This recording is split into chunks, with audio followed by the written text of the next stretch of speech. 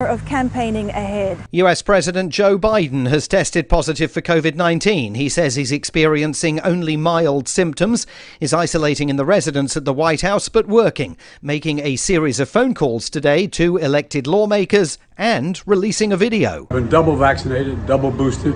Symptoms are mild, and I really appreciate your inquiries and your concerns. But I'm doing well. I'm getting a lot of work done. I'm going to continue to get it done, and in the meantime, thanks for your concern, and keep the faith. It's going to be okay. And the White House says it will issue daily updates on the president's health until he tests negative and returns to the Oval Office. The UK's Foreign Secretary Liz Truss, battling former Chancellor Rishi Sunak to become the country's next Prime Minister, is pledging immediate tax cuts if she wins the keys to number 10 Downing Street. In a repudiation of the government in which she serves, she says Prime Minister Boris Johnson's economic policies have choked off growth. This is a critical time. We need bold action. We are in economic difficulty. The whole world is in economic difficulty. It's not time for business as usual. Mr Sunak says the Truss economic plan will create even more difficulties for the UK economy. Now, look, we've got a situation where everyone knows that inflation is running much higher than we would like. If the government goes on a huge borrowing spree, that is only going to make the situation worse. The UN Secretary-General Antonio Guterres is on his way to Istanbul, where talks have been underway between Russia and Ukraine. It's a sign a deal may have been struck to release millions of tons of grain held at Black Sea ports due to the fighting between the two countries. From FSN's bureau at UN headquarters in New York, Sarah Walton reports. Secretary-General Antonio Guterres is cutting short a personal holiday to head to Turkey in the biggest sign yet that a deal has been reached in talks to release grain trapped by fighting in Ukraine. Negotiations have been underway for weeks with the assistance of UN and Turkish officials. The interruption to UN grain exports has contributed to rising prices and a global food crisis. Ukraine claims Russia has blockaded Black Sea ports, while Russia says the delay is down to Ukrainian mines endangering ships. From bureaus worldwide, this is FSN. With FSN Spotlight, I'm Simon Marks, looking in more detail at a court ruling in Delaware this week that said Twitter has the right to an expedited hearing of its lawsuit against Elon Musk.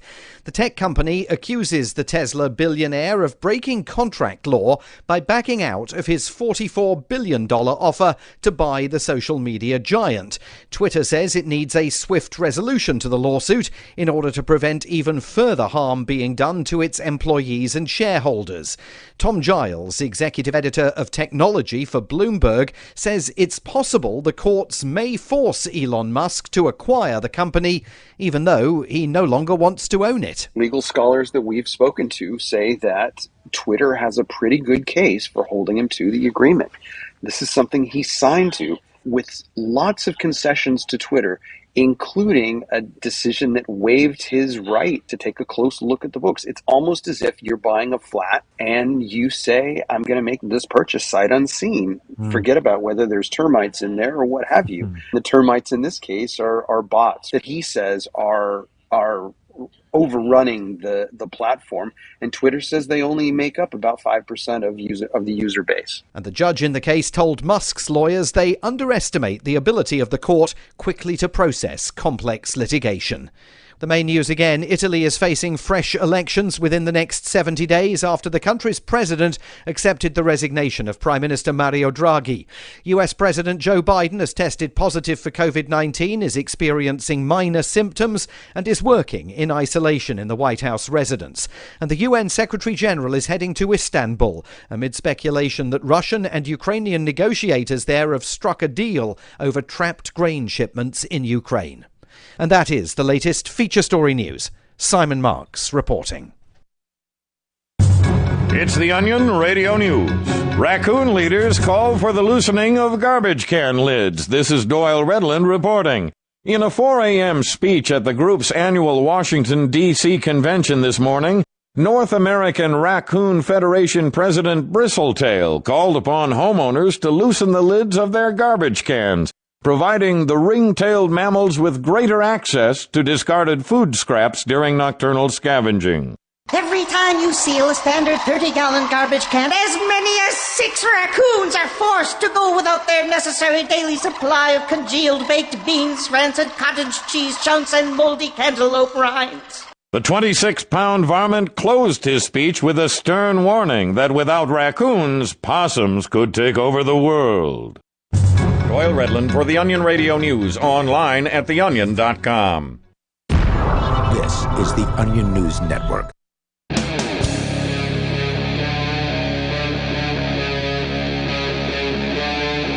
Free Talk Live. Mark Edge, Free Talk Live, coming to you from Freedom Fest here. I've got David DeLugas, Executive Director of Parents USA. So, David, this is one of the issues that's near and dear to me, is parents being able to, educate their kids, raise their kids the way they want. Because it seems to me that, government bureaucrats have put together the government education system. This is the same education system that kicks out 20% functionally illiterate graduates. I'm not talking about the people who don't make it through their system. And by the way, their dropout rate is tremendously higher than the dropout rate from homeschooling and private school organizations. They're far more represented in the prison system. Like every form of failure that can be measured, the government system manages to way outshine any other form of education. These are the same people that suggest that somehow I am not capable of raising my kid. They who fail at every turn. There's not one that they succeed at. They're the one they fail at every turn. They suggest that I'm not able to raise my kid. Well, you're absolutely right, Mark. The real problem in our society is government is out of control. It's too large, and it's obviously ineffective, inefficient, and doesn't do a good job at what they're supposed to do. If we go back to the Constitution, the limits of government are well ingrained in our Constitution, and yet politicians, because of the money, the power, the prestige, just their egos, continually grow our government. And they intrude in every possible way, excusing it as if, but we're doing it for your own good. Too many of our population are willing to allow government to interfere because perhaps they just don't feel capable of running their own lives. So they allow government to run their own lives, which for them, maybe that's a fine, but don't make that choice for you, your family, or for me. And that's where Parents USA really launched because I, as an attorney, observed how frequently our government micromanages every aspect of parenting. In the family courts, judges will tell parents what they can and cannot do in ways that are completely unrelated to their task in a divorce case, custody case of that nature. But you're right about education, but it extends to everything. Parents USA provides legal services pro bono. We're a 501c3 and we are relying on donations. That said, we provide pro bono legal services to parents in situations where the constitutional rights of parents are infringed upon. So what does that mean? Well, the Supreme Court, the final arbiter of our laws, has ruled consistently that it is a fundamental right that parents have to raise their children as they choose, so long as they don't cause actual harm to their children. Now, the Supreme Court hasn't completely defined actual harm, but it's physical harm or long-term emotional harm. But to illustrate, we're currently representing a mom who lives in North Georgia, who one day during the pandemic, when all of her kids were at home from school, went to work for a few hours, and her 14-year-old daughter was put in charge of all of the other children. Well, the 14-year-old had online schooling and momentarily was distracted, and the 4-year-old left the house and went next door, and the next door neighbor, rather than escorting the child back to his home, called the sheriff's office. Well, they showed up later. Everything worked out that day, but a week later they came back with an arrest warrant, charged her with criminal reckless conduct. That statute in Georgia was declared unconstitutional as applied to a parent in a similar situation in 1997, but this is representative of what people in law enforcement, prosecutors' offices can do. They can do whatever they want, and that presumption of innocence, that only applies in the courtroom when you're being tried.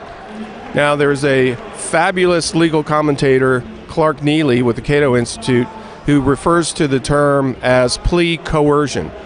Police will often overcharge, or the prosecutors will often overcharge a particular set of facts that presumably could be found to be a crime, such as, we're going to charge you with armed robbery, but maybe it was shoplifting, but you had a pocket knife in your pants. And then when it comes time to go to trial, you're facing 20 years in prison if you're found guilty, but they offer you a plea deal of a year of probation, a $500 fine, and pretty much anybody, unless they're just a gambler, is going to accept that plea deal. Well, that was offered here too.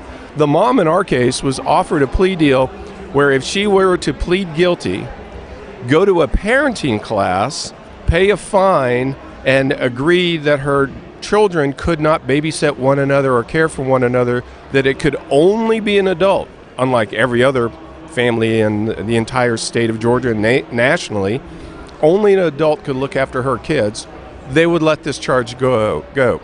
Thankfully, Melissa Henderson is courageous enough to allow us to defend her, and we're going to take it through trial if we have to. But I did file a motion to quash the accusation against her, the criminal charges, and the judge has candidly sat on that motion for over a year now.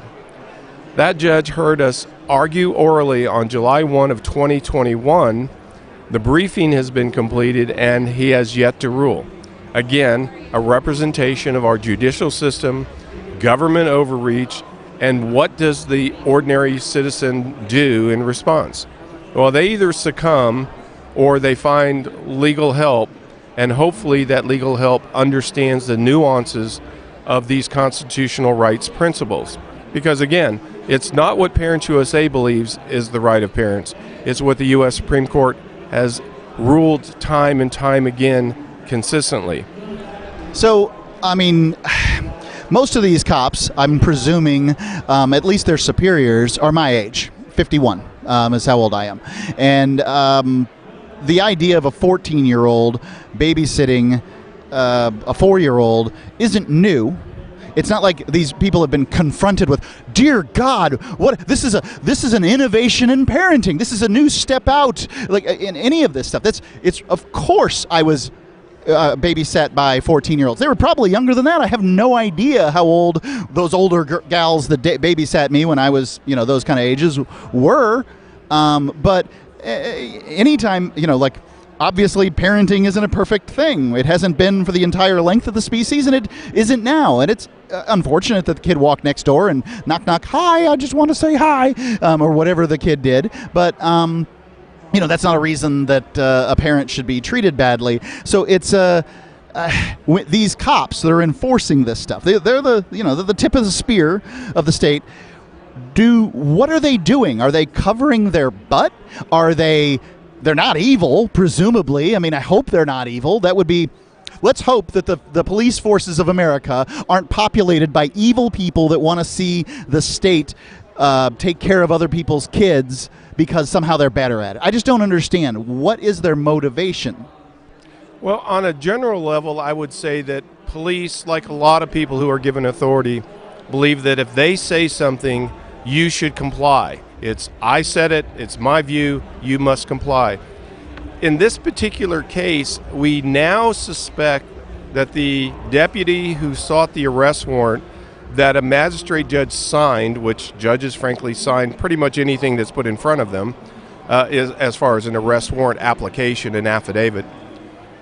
About a year earlier, met with the mom after her children were out in the yard playing, and somebody called and said, hey, those kids are kind of out in the yard playing close to the road. Oh my gosh. By the way, it's a cul-de-sac. It's a small area. It's rural Georgia. They were not in danger, but even so, police officer, a deputy showed up and told the mom, don't do that anymore. And he's the one that sought the arrest warrant.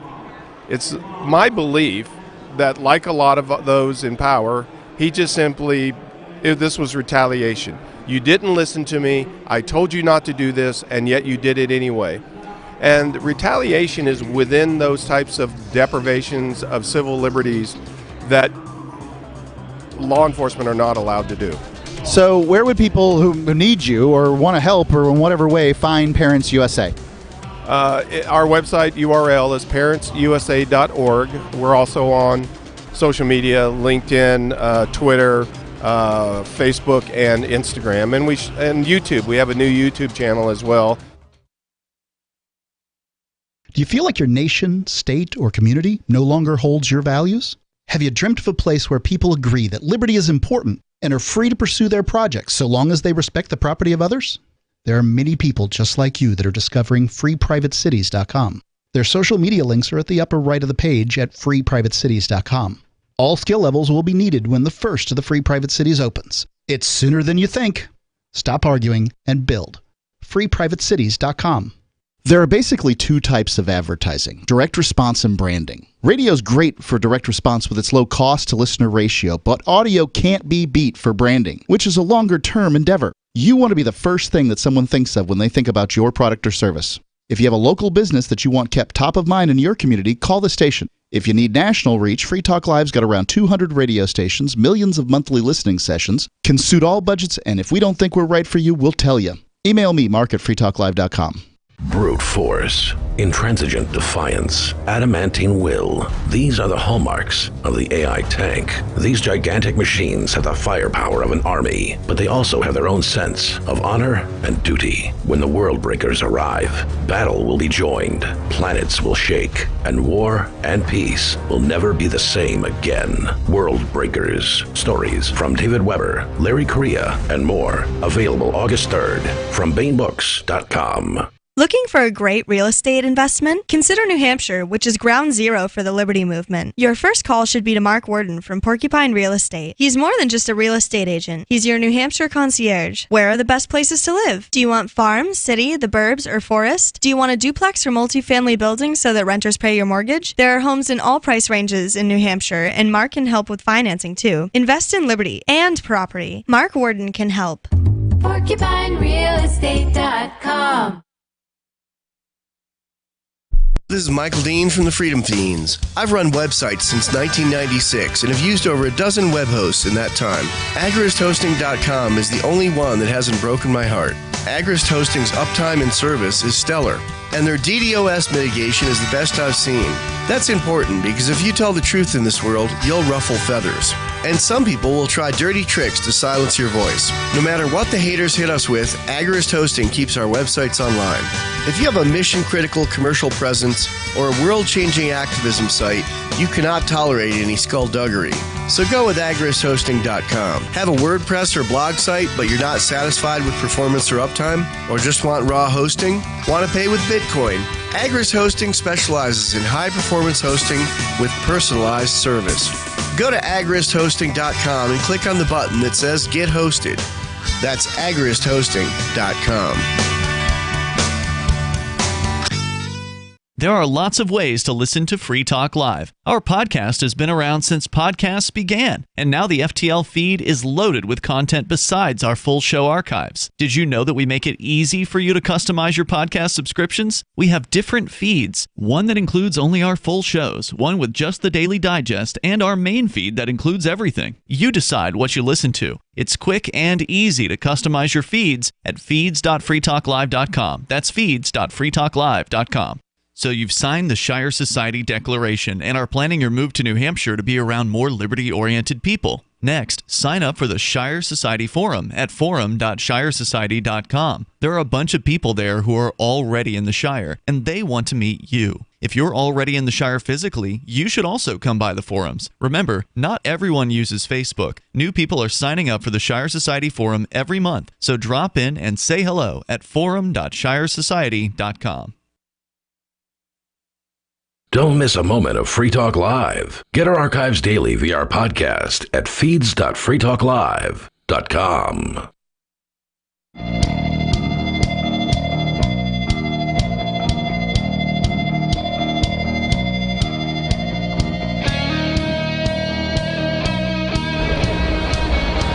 Mark Edge, for Free Talk Live, coming to you from Freedom Fest. This is the first day, and it is a big, exciting event. I love Freedom Fest. I love being here. I love the crowd. And right now I'm sitting with Dan McKnight from Bring Our Troops Home. Dan, tell me about who you are and why you wanted to create an organization called Bring Our Troops Home. Sure. I'm a 13-year veteran of the United States military. I served in the Marines and the Army and the Idaho Army National Guard, and I served in Afghanistan. I re-enlisted to go to war after 9/11, wanting blood. And I spent 18 months there, came home injured, left the military, and went underground for about 10 years and was just angry and mad. And when my best friend went back for his 8th combat deployment in the National Guard, I decided to do something about it. And I had a previous relationship with Jim Risch, who was our governor, and Jim Risch had just become the chairman of the Senate Foreign Relations Committee, the second most powerful man in foreign policy. Governor of where? He was the governor of Idaho. Now he's a senator from Idaho. And I thought I had an opportunity to reach out to Jim Risch and maybe affect foreign policy. And so I questioned him on what he could do to end the war in Afghanistan and Iraq and reclaim Congress's authority to declare war and take it back from the president. And he said, Dan, I'm with you. I'm done with nation building. And I thought, my God, I just changed U.S. foreign policy after 80 years. And then he went back to Washington, D.C. and voted 3 times in the next 90 days to extend the war in Yemen and Iraq and Afghanistan and Syria. And so we started a veterans organization mostly made up of combat veterans from the global war on terror that are trying to get Congress to reclaim their authority over the executive branch. And we decided after dealing with Lindsey Graham and Liz Cheney and Jim Risch that they're a lost cause too. And we've now taken our fight back to the states, and we're using the 10th Amendment to have states reclaim their control over their militia. So it is amazing how many National Guard guys ended up over and over again. You said 8 deployments with the National Guard, and that's stunning to me. These are not regular Army. These are guys that signed up to do weekends and 2 weeks a year, maybe handle floods or whatever, and they're going over there and fighting. I can see what might have motivated you, but is there anything specific? Certainly. So the National Guard, they are among the best trained military in the United States. They have all the best equipment, the best training.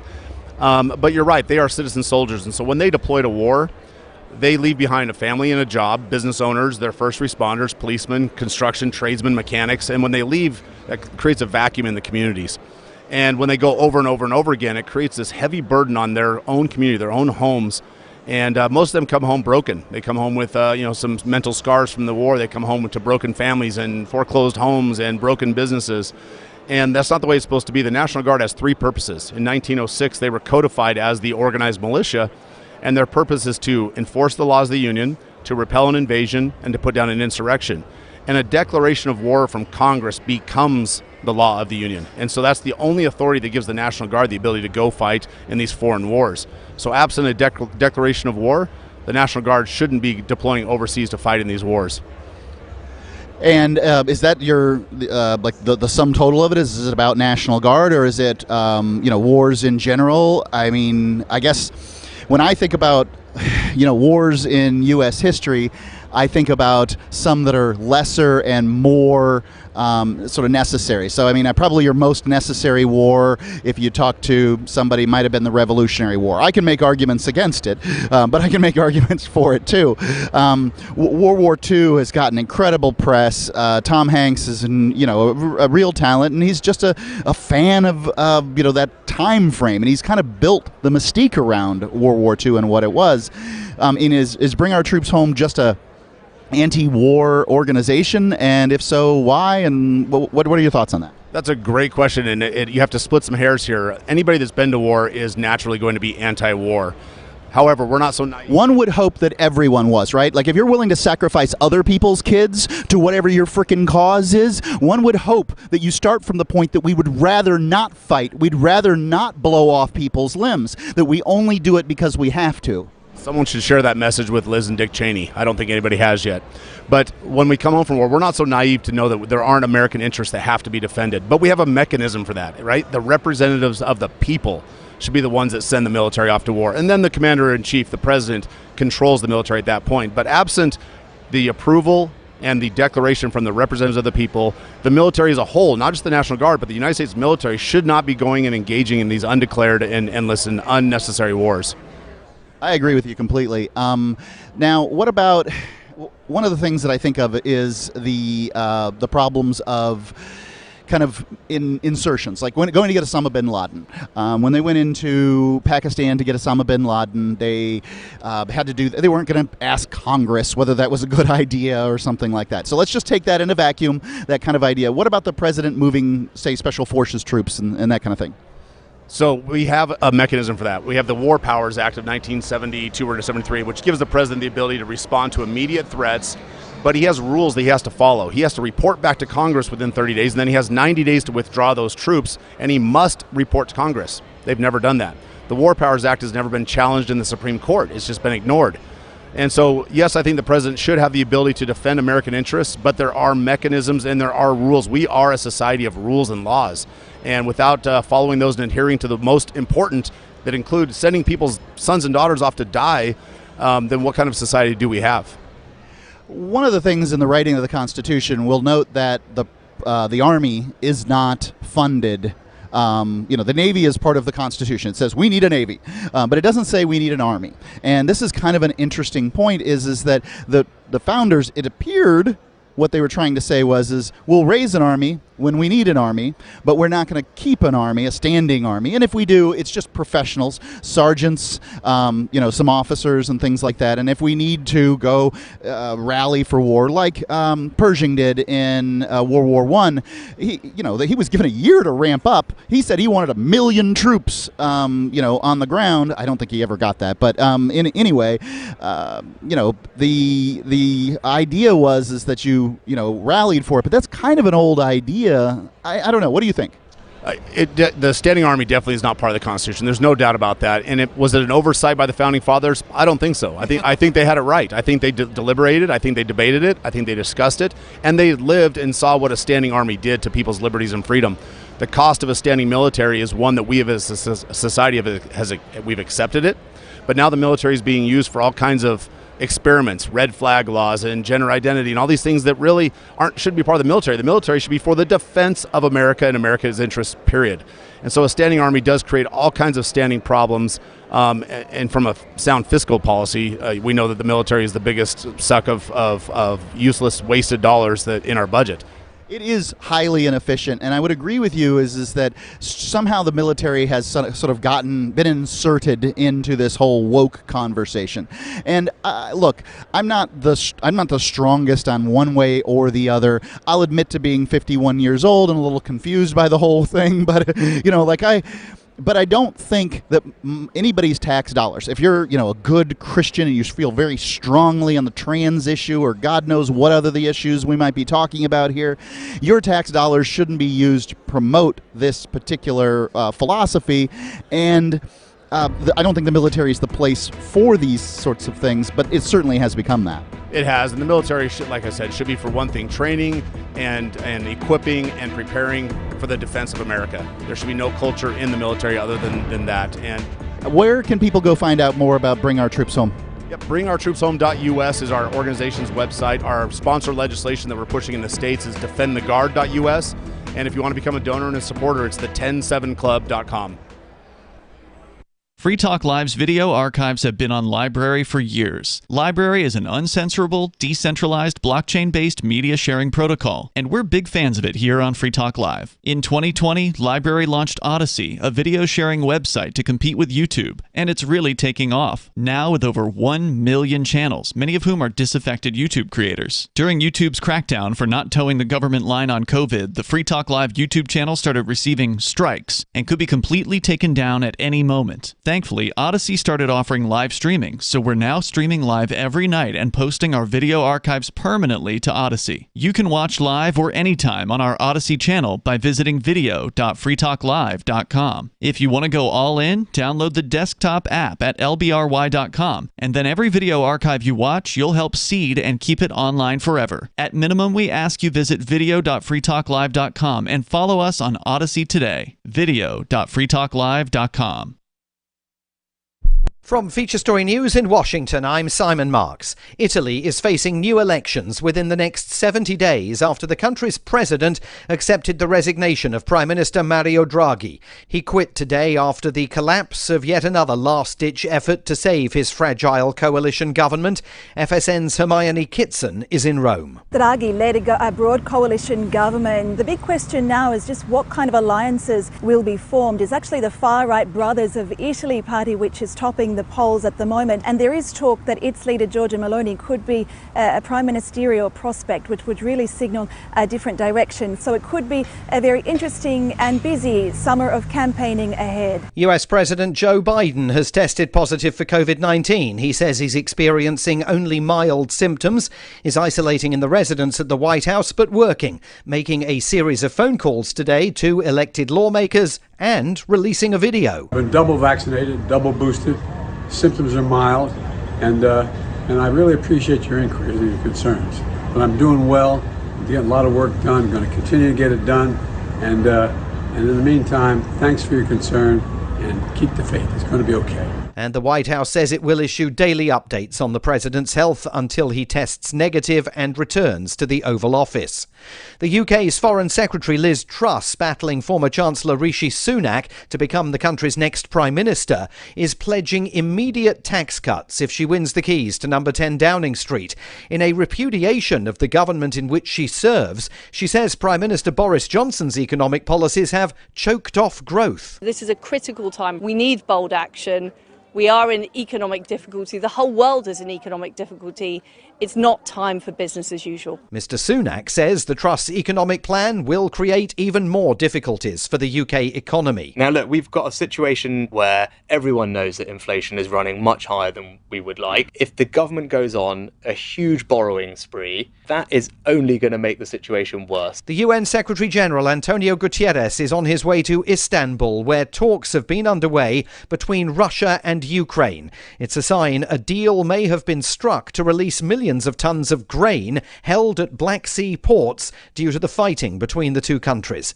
From FSN's bureau at UN headquarters in New York, Sarah Walton reports. Secretary-General Antonio Guterres is cutting short a personal holiday to head to Turkey in the biggest sign yet that a deal has been reached in talks to release grain trapped by fighting in Ukraine. Negotiations have been underway for weeks with the assistance of UN and Turkish officials. The interruption to UN grain exports has contributed to rising prices and a global food crisis.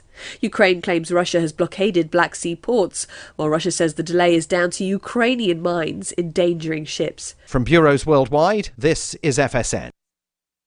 We're still not sure why you'd want to watch, but our video feed is streaming nightly for free at cam.freetalklive.com.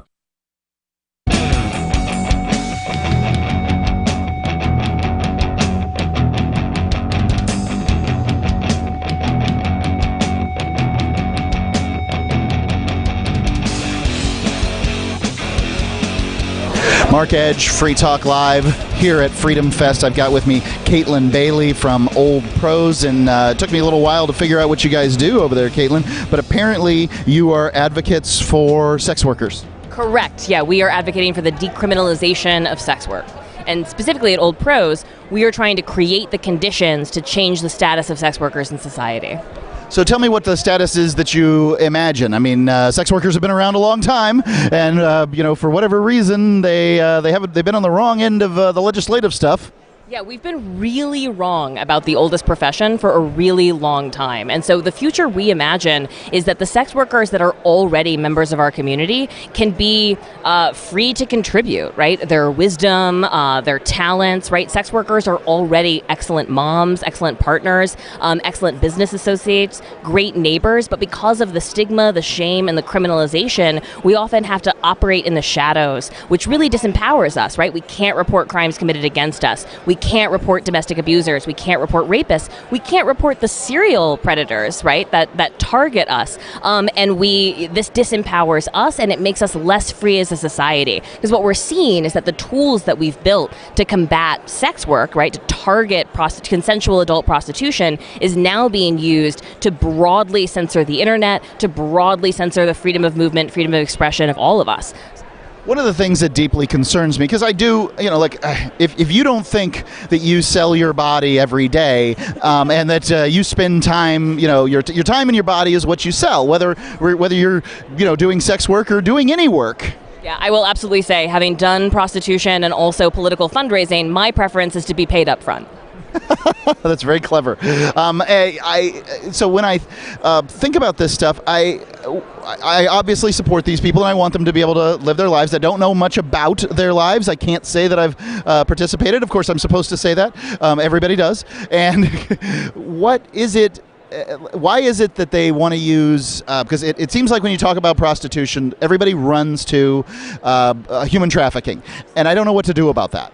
Yeah, I mean, this is part of a long pattern, right, of using moral panics to erode liberty, right? And this goes way back, right? The first federal anti-prostitution law in this country was called the White Slave Act, or the Mann Act of 1910. And so there was this, frankly, panic, right, that swept the country, that like immigrants were kidnapping white women and selling them into sex slavery. And historians and academics agree that that was never the recruitment method of choice. There have always been too many volunteers for kidnapping to be a big part of the process. There is absolutely violence and exploitation that happens within the sex industry, but all of that is a direct result of prohibition. We know what prohibition does to markets. It doesn't make them safer. But now we're using the moral panic of human trafficking, right? And we're seeing that already expand, right? We're talking about abortion traffickers, right? Which is voluntary adult women choosing to cross state lines in order to seek a medical procedure that's legal in one state and isn't in another. But we're using the word trafficking, right,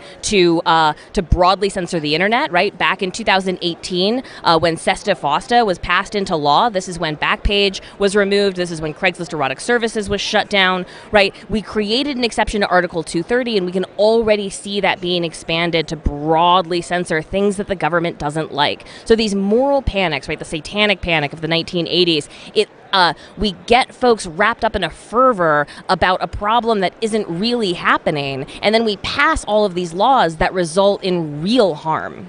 And prostitution and the conflation of adult consensual sex work with the horrible crime of human trafficking is no exception. But all of the laws that we've passed have made it harder to identify and to help victims of violence and exploitation. Yeah, it does seem to me that if prostitution were legal first off, the federal government has no business making a law on this anyway. Read the Constitution. I don't care what your opinion is on prostitution. This is an issue of law, and they simply have no business doing that. Now, one could make the argument that a state does have the business of doing it, and my argument on that would be that, in fact, if there were more prostitutes that were able to function legally, advertise, and you know what? I'll even concede that maybe there should be some regulation on the advertising. Not should, but I would concede that, okay, go ahead and regulate some advertising, whatever that might be. Then what you would see is fewer of these people that were trafficked from foreign countries, presumably, or whatever way, kidnapped and forced into this labor, because there would be enough people that could do this job and that they could report crimes against them and be protected in the workplace like anybody else. You're 100% true. That's 100% correct. And we even see that. New Zealand decriminalized prostitution in 2003 and has had incredibly positive results, right? The STI rate has plummeted. Violence against women has dropped. Reported rapes have gone down. And also, sex workers are more comfortable reporting crimes committed against them to the police, right? What about mental health? I've heard that men's mental health is often positively affected by legal prostitution. I'm sure that is true, and I will also say that it improves providers' mental health when they're able to pay their bills without risk of fearing arrest. It is impossible to help people that you are trying to hunt. So how do people, I know you're doing some stuff, how do people get a hold of you and find out more? I mean, it's fascinating stuff. We could go on about the business for a long time. I have a very limited time. Caitlin, thank you. Yeah, no, this is a really big issue that impacts so much, and we do a deep dive on it at Old Pros. So you can learn more about our work, sign up for our newsletter at oldprosonline.org. I run a podcast called The Oldest Profession Podcast, where we do a deep dive into a different sex worker from history every week, and I think that understanding the legacy of sex work, right, and how old and deep and important this has been to every society on the face of Earth for all of human history is really important to recognizing the sex workers that are already members of our community. This is something that's whitewashed from the Judeo-Christian, thing out there. The whole society is that, in fact, so many priestesses inside of this, and probably priests too. I don't know. I mean, showing my bias. People of all genders have always participated in this work on both ends of it. But what we did to Mary Magdalene, I think, was awful. And I think that whorephobia has really cost us quite a bit as a culture. We continue to erase the intellectual contributions, not just of people who have engaged in this work, but people who have been accused of engaging in this work. So it was my understanding Mary Magdalene is just confusion, that she was never even accused of being a prostitute. Not until 500-something, when one especially misogynistic pope conflated her with several other characters in the Bible, which I understand. There are a lot of Marys. But yes, he erroneously accused her of having participated in sex work, and then they used that as a justification to create a church that literally didn't allow women to talk for over 1,000 years, which is bananas, since, according to gospel, Mary Magdalene was the first Christian preacher, right? The first witness to the resurrection. But because some dumb dude got his history and his reading comprehension was off 600 years later, we're missing out on a hugely important contribution to the gospel. And this is what I mean, right? By freeing sex workers, right? Because even if you have participated in this work, you ought to be able to lend your wisdom, your expertise, and your talents to the communities that you're in. But we are really prevented from doing that by so many systems. So many religions, including ones that were in Israel, they had rites that were sexual that went on inside of temples, and there was money exchanged hands as donations or whatever. Prostitution's been a part of just business and religion and all these things for a very long time. Yes, the church, the brothel, and the theater all have a common ancestor, and that's the temple, right? And so the origin story of prostitution are really the priestess prostitutes that were doing sort of religious rites out of the temple of Ishtar in Mesopotamia. So, yeah, I think this is important history, but sex workers were originally incredibly high status healers, decision makers, priestesses in their own right at a time when the temple was the major organizing force in society. Yeah, and you can pick whatever society you want. This is a pattern we see on every continent, yes. And so I want to listen to your podcast. I'm already interested. I like history, and want to find more out about it. Who doesn't want to hear more about sex workers? Please tell me about it again one more time. Sure. You can find everything you're looking for at oldprosonline.org. I really encourage folks to sign up for our newsletter. We send one out every Friday. It's a roundup of sex worker rights-related news and why it matters. First things first, you should offer, not ask, to renegotiate. I'm Holland Cook with Inflation Hacks. For instant savings, make a list. Video and music streaming services, insurance premiums, your cable bill, your cell phone plan, that gym membership you stopped using by February, all those recurring costs that hit your credit card like clockwork every month. And about that card, tell them you want a lower rate. Many who do get one. And if you don't, because credit cards are stealing each other's customers, sign up for a new one with an introductory 0% balance transfer offer so you at least stop the clock on what you already owe. How are you coping? Post your inflation hacks at andyoucanquoteme.com.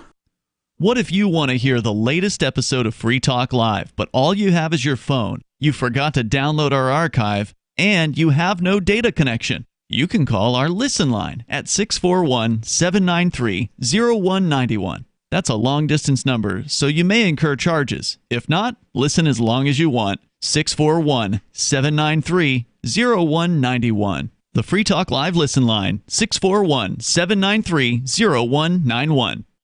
The new 4th edition of Healing Our World, The Compassion of Libertarianism, will take your understanding of liberty to a deeper level and has over 1,300 updated references, new cartoons, and a foreword by Dr. Ron Paul. With discounts for multiple book purchases, the 4th edition of Healing Our World is a great gift for the liberals, pragmatists, environmentalists, and Christians in your life who think libertarianism is cold-hearted. Get yours today at healing.freetalklive.com and use promo code FTL for a $5 discount. We have some good news. The indictments against Ross Ulbricht in the District of Maryland were dismissed with prejudice, meaning they can never be refiled. This is especially good because those indictments contain the only charge ever made that Ross engaged in murder for hire. This was a serious allegation that Ross Ulbricht denies. It was never prosecuted or ruled on by a jury, but was trumpeted by the federal government and the media as if it were proven fact. The Maryland court held these indictments for almost 5 years, poisoning Ross's case and leaving him under a cloud of unproven allegations.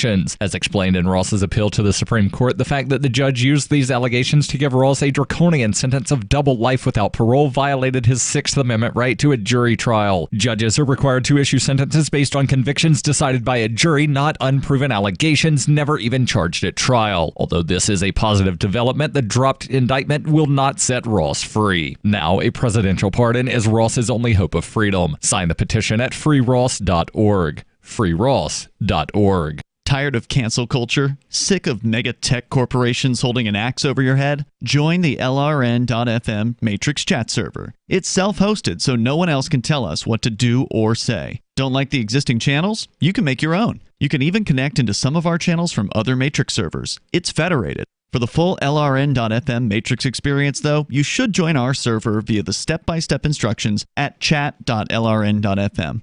chat.lrn.fm. My name is Jacob Hornberger. I'm president of the Future of Freedom Foundation, which Congressman Ron Paul awarded for having an outstanding freedom website. Write us at fff@fff.org, and we'll send you a free 3-month subscription to our monthly journal of libertarian essays and our booklet, Economic Liberty in the Constitution, which George Mason University economics professor Walter Williams praised in a recent column. That's fff@fff.org. You can help spread the ideas of liberty with our Patreon for just $5 per month at amps.freetalklive.com.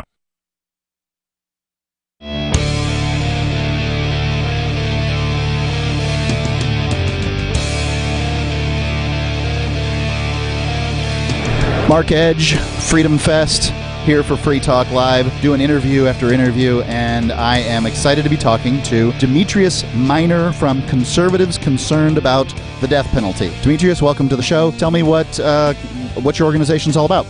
Well, thank you for having me. Glad to be here. So we raise concerns about the death penalty for several reasons. Essentially, it's an extension of big government. It's wasteful, it's costly, ineffective. It doesn't make us safer. It doesn't give any services to victims' families. So for this reason and others are why we have grave concerns about the death penalty. So when I think about the death penalty, I too am concerned about the death penalty. I do have concerns about it. And here's my reason, as I will state, is that the death penalty proposes that in some way we make right the wrong of killing by killing, and the killing of an innocent. We know that, sometimes mistakes are made, even in jury trials, especially in jury trials. You take a bunch of 12 ignoramuses about the law and tell them, make a decision here. Sometimes they're going to be mistaken. And then we kill an innocent person in order to make good for killing an innocent person. That makes everybody, in my opinion, that advocates for the death penalty the killer that they're trying to kill, and that doesn't make any sense to me. And it's this sort of dichotomous loop that we all get caught in. Mark, you hit the nail right on the head. What the death penalty does, it perpetuates this cycle of trauma and grief, and it's just being transferred from the perpetrator to the victim's family. It doesn't solve anything. Here's something that's very concerning about the death penalty. It is the only punishment that is irreversible. If you get it wrong, you can't go back and make amends. You can't go back and correct it. The mistake is fatal. Also, I don't trust the government to give me accurate COVID numbers. I don't trust the government to deliver my mail on time. Why would I trust the government? And Mark, I'm not exaggerating when I say this, but literally with a life and death issue.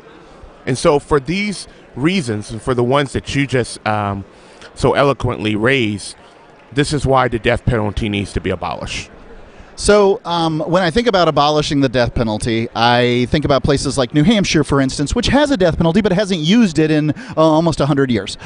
There's also places like Oklahoma, which seems to be killing them twice a year over there. So there's a wide variety, a wide range of what's going on as far as the death penalty goes. I mean, some people say, well, it doesn't affect that many people. It's not a big government program. But everybody who's on death row gets automatic appeals. They're automatically clogging up the system. And we don't know, who's paying for that? It's really expensive. It's pretty cheap to give a bologna sandwich 3 times a day to somebody in prison. It's really expensive to run them through the court system time after time after time. If you put the Duke's mayonnaise on a bologna sandwich, it might drive up the price there. But no, it is more expensive for death penalty trials and cases. Contrasted that to being in prison life without parole. And here's the reason why: because of the costs that are accrued over time with death penalties. You need a new jury, new lawyers, and the litigation costs. One thing I do want to respectfully correct: New Hampshire has abolished the death penalty. They did it in 2019 with the help of a Republican state legislator, which shows that this shift is taking place in conservative and libertarian circles, that they are now coming to oppose the death penalty. But, a lot of people want to point to DNA evidence. DNA evidence isn't always 100% accurate. And to me, we've gotten it wrong before. If you get it wrong once, that's one time too many when it comes to life. So let's talk about the cases where we know somebody's guilty. For instance, the Boston bomber you talked about. But by the way, I apologize. I didn't know that New Hampshire had abolished the death penalty. But, I'd lived there and I left in 2019. So, pardon me. So the Boston bomber, I remember... I was living in New Hampshire at the time, so some years ago, finding out that the guy that lived, I don't know their names, but the younger brother that lived was going to get the death penalty. So he was found. The trial was in Massachusetts, and the state full of liberals decided, yeah, this guy's got to die over this one. I thought to myself, as it was coming over the radio, I heard it, and I really feel like this guy's guilty. I could hear myself say, good, right? Like as a conservative against the death penalty, I don't know, conservative, as a libertarian against the death penalty, right? As a human against the death penalty, my reaction was, this guy is guilty. I'm not going to lose any sleep, and I have not, over this guy getting the electric chair or whatever. Right. So I think that's a total human reaction. I don't think you should feel irrational or abnormal in any ways. And so this is something that many people would label as the most heinous of crimes, right? Here's where this can become problematic, is that when you start having the label most heinous crimes, someone who has a crime committed to them or towards them or towards a loved one, they're going to feel like that's a heinous crime. Like, for example, I think the majority of people will look at the Boston bombing as a heinous crime. But a mother whose daughter has been kidnapped, that might not be considered a heinous crime. And so she's going to feel neglected if she doesn't get the same attention as the Boston bomber. So when we start identifying things as the most heinous, what becomes problematic is that we start valuing one life over the other, and I think that's inconsistent with conservative principles. I think it's an interesting point, place to come on it. Another thing that probably needs to be mentioned when talking about the death penalty is that, and this is never mentioned, and Demetrius, you've probably never heard this one before, is the United States government authorized for decades the use of leaded gas, gasoline. And this went into the atmosphere and settled on the ground and a variety of things, and many kids for a long time. One of the reasons it's speculated that there's far less crime now, that crime began to diminish in the 90s through to now, is that we've been using unleaded gas for most of this time frame, and this lead, in fact, drove a certain percentage of the population completely insane. And nobody wants to take culpability for that. The people that drove the cars, the people that were in the government. But what level of culpability they have, I don't know. But I know that it affected it. So what I would say is this is where we can call for increase of accountability and transparency into corporations or businesses or entities that are making such products that are being used to go forth with the death penalty. And so if we start doing that, I believe we're going to see a larger outcry within our circles, within constituencies, for this not to be used.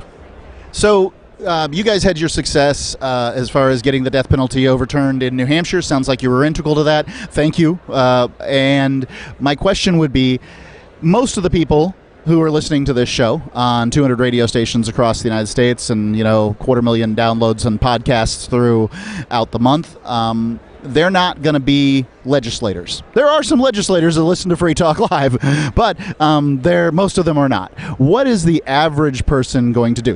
Most people are going to be outraged at what we're talking about because, the kind of people that listen to Free Talk Live, they're going to largely not agree, but hopefully we've been convincing. I haven't appealed to anything emotional. Think about the children or whatever. I'm not trying to do that. I've been as honest as I can. As far as I'm concerned, the death penalty is a big government program that doesn't work, and therefore a conservative should be against it. An advocate for life should be against the death penalty because an advocate for the innocent life should be against the death penalty because some innocent people will necessarily be killed. What can the average person who's listening do to help? That's a great question. When the average listener may not be a person who's an elected official who holds a position of political influence, but we are the people that get people elected, and we are the people who should hold them accountable. So lawmakers are not going to feel compelled to take a particular course of action if they're not hearing from the people, if they're not hearing from constituents, and if those demands are not being made. So people can easily, for example, we have legislation in the state of Ohio right now to overturn the death penalty. There's bipartisan support. But right now, lawmakers are being distracted by issues such as redistricting and things of that nature, focusing on another primary, that if they're not feeling the pressure, they're not going to feel compelled to take action. And this is for any political issue. It is incumbent upon us as American citizens to let lawmakers know that we don't want the death penalty, that it needs to be repealed. If we put the pressure on the lawmakers, we'll see the action necessary. What's your website? www.conservativesconcern.org. Are you tired of governments murdering people around the world? Stop using their money. There is an alternative. Bitcoin is a stateless, free market, non-political currency. Bitcoin cannot be inflated or controlled by any government. By using their money, you are helping the state. You have an incredible alternative available now. Learn it, use it, spread it. Get started with Bitcoin at Bitcoin.com. That's Bitcoin.com. If you want to know the latest about Free Talk Live before we go on the air, all you need to decide is how you want it delivered. It's your choice. Visit news.freetalklive.com to receive our usually weekly news updates by email. Plus, we have a Twitter account at twitter.freetalklive.com, and you can follow us on the decentralized Mastodon platform at toot.freetalklive.com. So please follow us at toot.freetalklive.com and sign up for our emails at news.freetalklive.com. I'm a little obsessed with My Magic Mud. Several years ago, I met Jessica Armand, the founder and CEO of My Magic Mud, and I didn't even know my teeth were coffee stained. A week's worth of use convinced me, and now I use it every 3 or 4 days. It's clinically proven to whiten teeth, and I think it cleans better, too. My Magic Mud's available at most local health food stores, Sprouts, Natural Grocers, CVS, Walmart's Natural Beauty Aisle, but I can get it for you for 20% off with coupon code FTL20 at mymagicmud.com. FTL20 mymagicmud.com. There are lots of ways to listen to Free Talk Live. Our podcast has been around since podcasts began, and now the FTL feed is loaded with content besides our full show archives. Did you know that we make it easy for you to customize your podcast subscriptions? We have different feeds, one that includes only our full shows, one with just the Daily Digest, and our main feed that includes everything. You decide what you listen to. It's quick and easy to customize your feeds at feeds.freetalklive.com. That's feeds.freetalklive.com. The latest episode of Free Talk Live continues with Hour 2 up next after the news here at listen.freetalklive.com. From Feature Story News in Washington, I'm Simon Marks. Italy is facing new elections within the next 70 days after the country's president accepted the resignation of Prime Minister Mario Draghi. He quit today after the collapse of yet another last-ditch effort to save his fragile coalition government. FSN's Hermione Kitson is in Rome. Draghi led a broad coalition government. The big question now is just what kind of alliances will be formed. Is actually the far-right Brothers of Italy party, which is topping the polls at the moment, and there is talk that its leader Giorgia Meloni could be a prime ministerial prospect, which would really signal a different direction. So it could be a very interesting and busy summer of campaigning ahead. US President Joe Biden has tested positive for COVID-19. He says he's experiencing only mild symptoms, is isolating in the residence at the White House but working, making a series of phone calls today to elected lawmakers and releasing a video. I've been double vaccinated, double boosted. Symptoms are mild, and I really appreciate your inquiries and your concerns. But I'm doing well. I'm getting a lot of work done. I'm going to continue to get it done. And in the meantime, thanks for your concern, and keep the faith. It's going to be okay. And the White House says it will issue daily updates on the president's health until he tests negative and returns to the Oval Office. The UK's Foreign Secretary Liz Truss, battling former Chancellor Rishi Sunak to become the country's next Prime Minister, is pledging immediate tax cuts if she wins the keys to number 10 Downing Street. In a repudiation of the government in which she serves, she says Prime Minister Boris Johnson's economic policies have choked off growth. This is a critical time. We need bold action. We are in economic difficulty. The whole world is in economic difficulty. It's not time for business as usual. Mr. Sunak says the Truss economic plan will create even more difficulties for the UK economy. Now, look, we've got a situation where everyone knows that inflation is running much higher than we would like. If the government goes on a huge borrowing spree, that is only going to make the situation worse. The UN Secretary-General Antonio Guterres is on his way to Istanbul, where talks have been underway between Russia and Ukraine. It's a sign a deal may have been struck to release millions of tons of grain held at Black Sea ports due to the fighting between the two countries. From FSN's bureau at UN headquarters in New York, Sarah Walton reports. Secretary-General Antonio Guterres is cutting short a personal holiday to head to Turkey in the biggest sign yet that a deal has been reached in talks to release grain trapped by fighting in Ukraine. Negotiations have been underway for weeks with the assistance of UN and Turkish officials. The interruption to UN grain exports has contributed to rising prices and a global food crisis. Ukraine claims Russia has blockaded Black Sea ports, while Russia says the delay is down to Ukrainian mines endangering ships. From bureaus worldwide, this is FSN. With FSN Spotlight, I'm Simon Marks, looking in more detail at a court ruling in Delaware this week that said Twitter has the right to an expedited hearing of its lawsuit against Elon Musk. The tech company accuses the Tesla billionaire of breaking contract law by backing out of his $44 billion offer to buy the social media giant.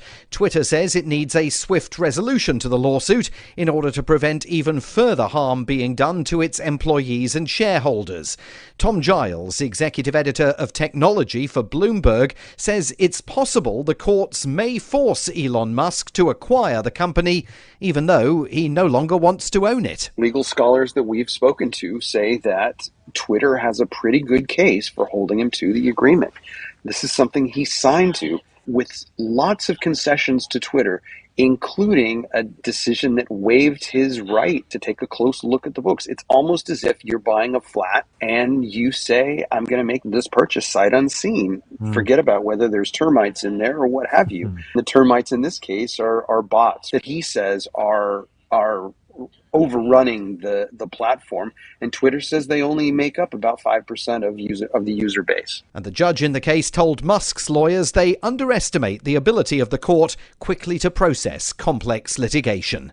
The main news again, Italy is facing fresh elections within the next 70 days after the country's president accepted the resignation of Prime Minister Mario Draghi. US President Joe Biden has tested positive for COVID-19, is experiencing minor symptoms and is working in isolation in the White House residence. And the UN Secretary General is heading to Istanbul amid speculation that Russian and Ukrainian negotiators there have struck a deal over trapped grain shipments in Ukraine. And that is the latest feature story news. Simon Marks reporting. We're being attacked by news from all sides in tonight's News Blitz. Now we're homing in on Houston, Texas, where NASA announced today that the crew of the International Space Station has successfully completed their 13-year mission studying man's ability to constantly repair a large object in space.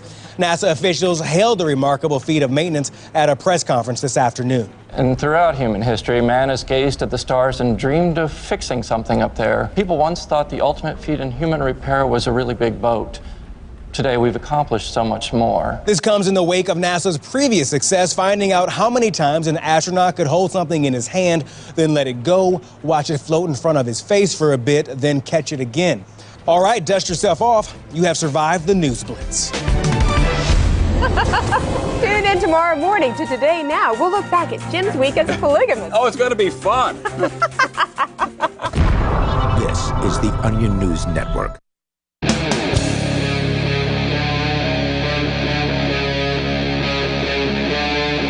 Free Talk Live.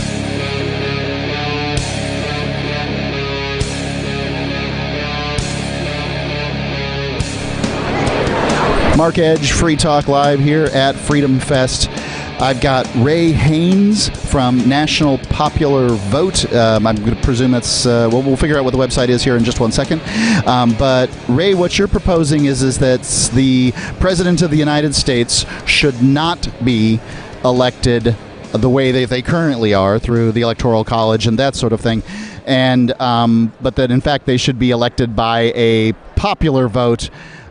This doesn't seem like a very popular thing to have at a conservative event where Republicans have decided in the last few years, since they benefited from the Electoral College, where that they like that suddenly the Electoral College is a good thing. Well, first of all, let's make one thing clear. The National Popular Vote Interstate Compact, which is what I'm espousing, does not get rid of the Electoral College. Rather, it takes the language of the Constitution, Article 2, Section 1, which says, each state shall appoint in such manner as the legislature thereof may direct a number of electors. So it uses that language, keeps the Electoral College in place, but changes the method in which electors are appointed from the current winner-take-all system, which is if you win the state, you get the electors from that state, to a system that says the states that are part of the Interstate Compact will award their electors to the person who gets the most votes in all 50 states. And while it is true that a lot of Republicans are skeptical because the last two Republican presidents were first elected without a popular vote, that doesn't mean Republicans have been benefiting from the systems. In fact, those two elections were anomalies. If we continue down this road, it is my opinion as a conservative and as a Republican, we're going to get to a system which basically guarantees Democrats will win the presidency for the next 50 years. Please explain that to me. I am curious about it. I mean, like I don't have a horse in this race. I really don't. I mean, I don't think that the founders were given to us by Jesus at the top of Mount Vernon. I mean, you know, these guys just came up with a system that was intended to protect, you know, the smaller states from the larger states and the less populous from the more populous and whatever the ideas that they have. But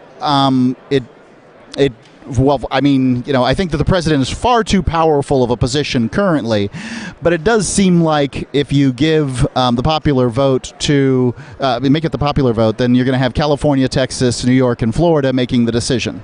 Well, first of all, if indeed that could happen, it would happen under the current system because those are the big states. The 10 biggest states have more than enough electors to elect the president of the United States. So if it was going to happen, it would happen anyway under the current system. The biggest challenge and what we're trying to fix is because of the problem of what I call the problem of battleground states, the elections really only run in 12 states. 75% of the American people never actively participate in the decision of who becomes president. And I think that causes all sorts of policy and election problems. When all of the campaign is focused in Florida, Ohio, Iowa, New Hampshire, you can pick the 12 states. You know where it's at. It happens every single time. I think that is a problem. Well, and New Hampshire's only campaigned in for the primary, so they're making the choice as far as the primary goes, but they're not relevant when it comes to the general. Once it comes to the general, then they're going to be spending their time in Pennsylvania and Ohio and Florida and these battleground states, as you mentioned, and that does give it in many ways. I mean, like for instance, if you're in California and you're a Republican, why vote? Your vote is going to be uncounted. What you're saying is there's simply no point in voting in California as a Republican because no matter what, your vote doesn't count. Now, in a popular vote, it would count. I don't know that it would matter, but whatever the distinction might be.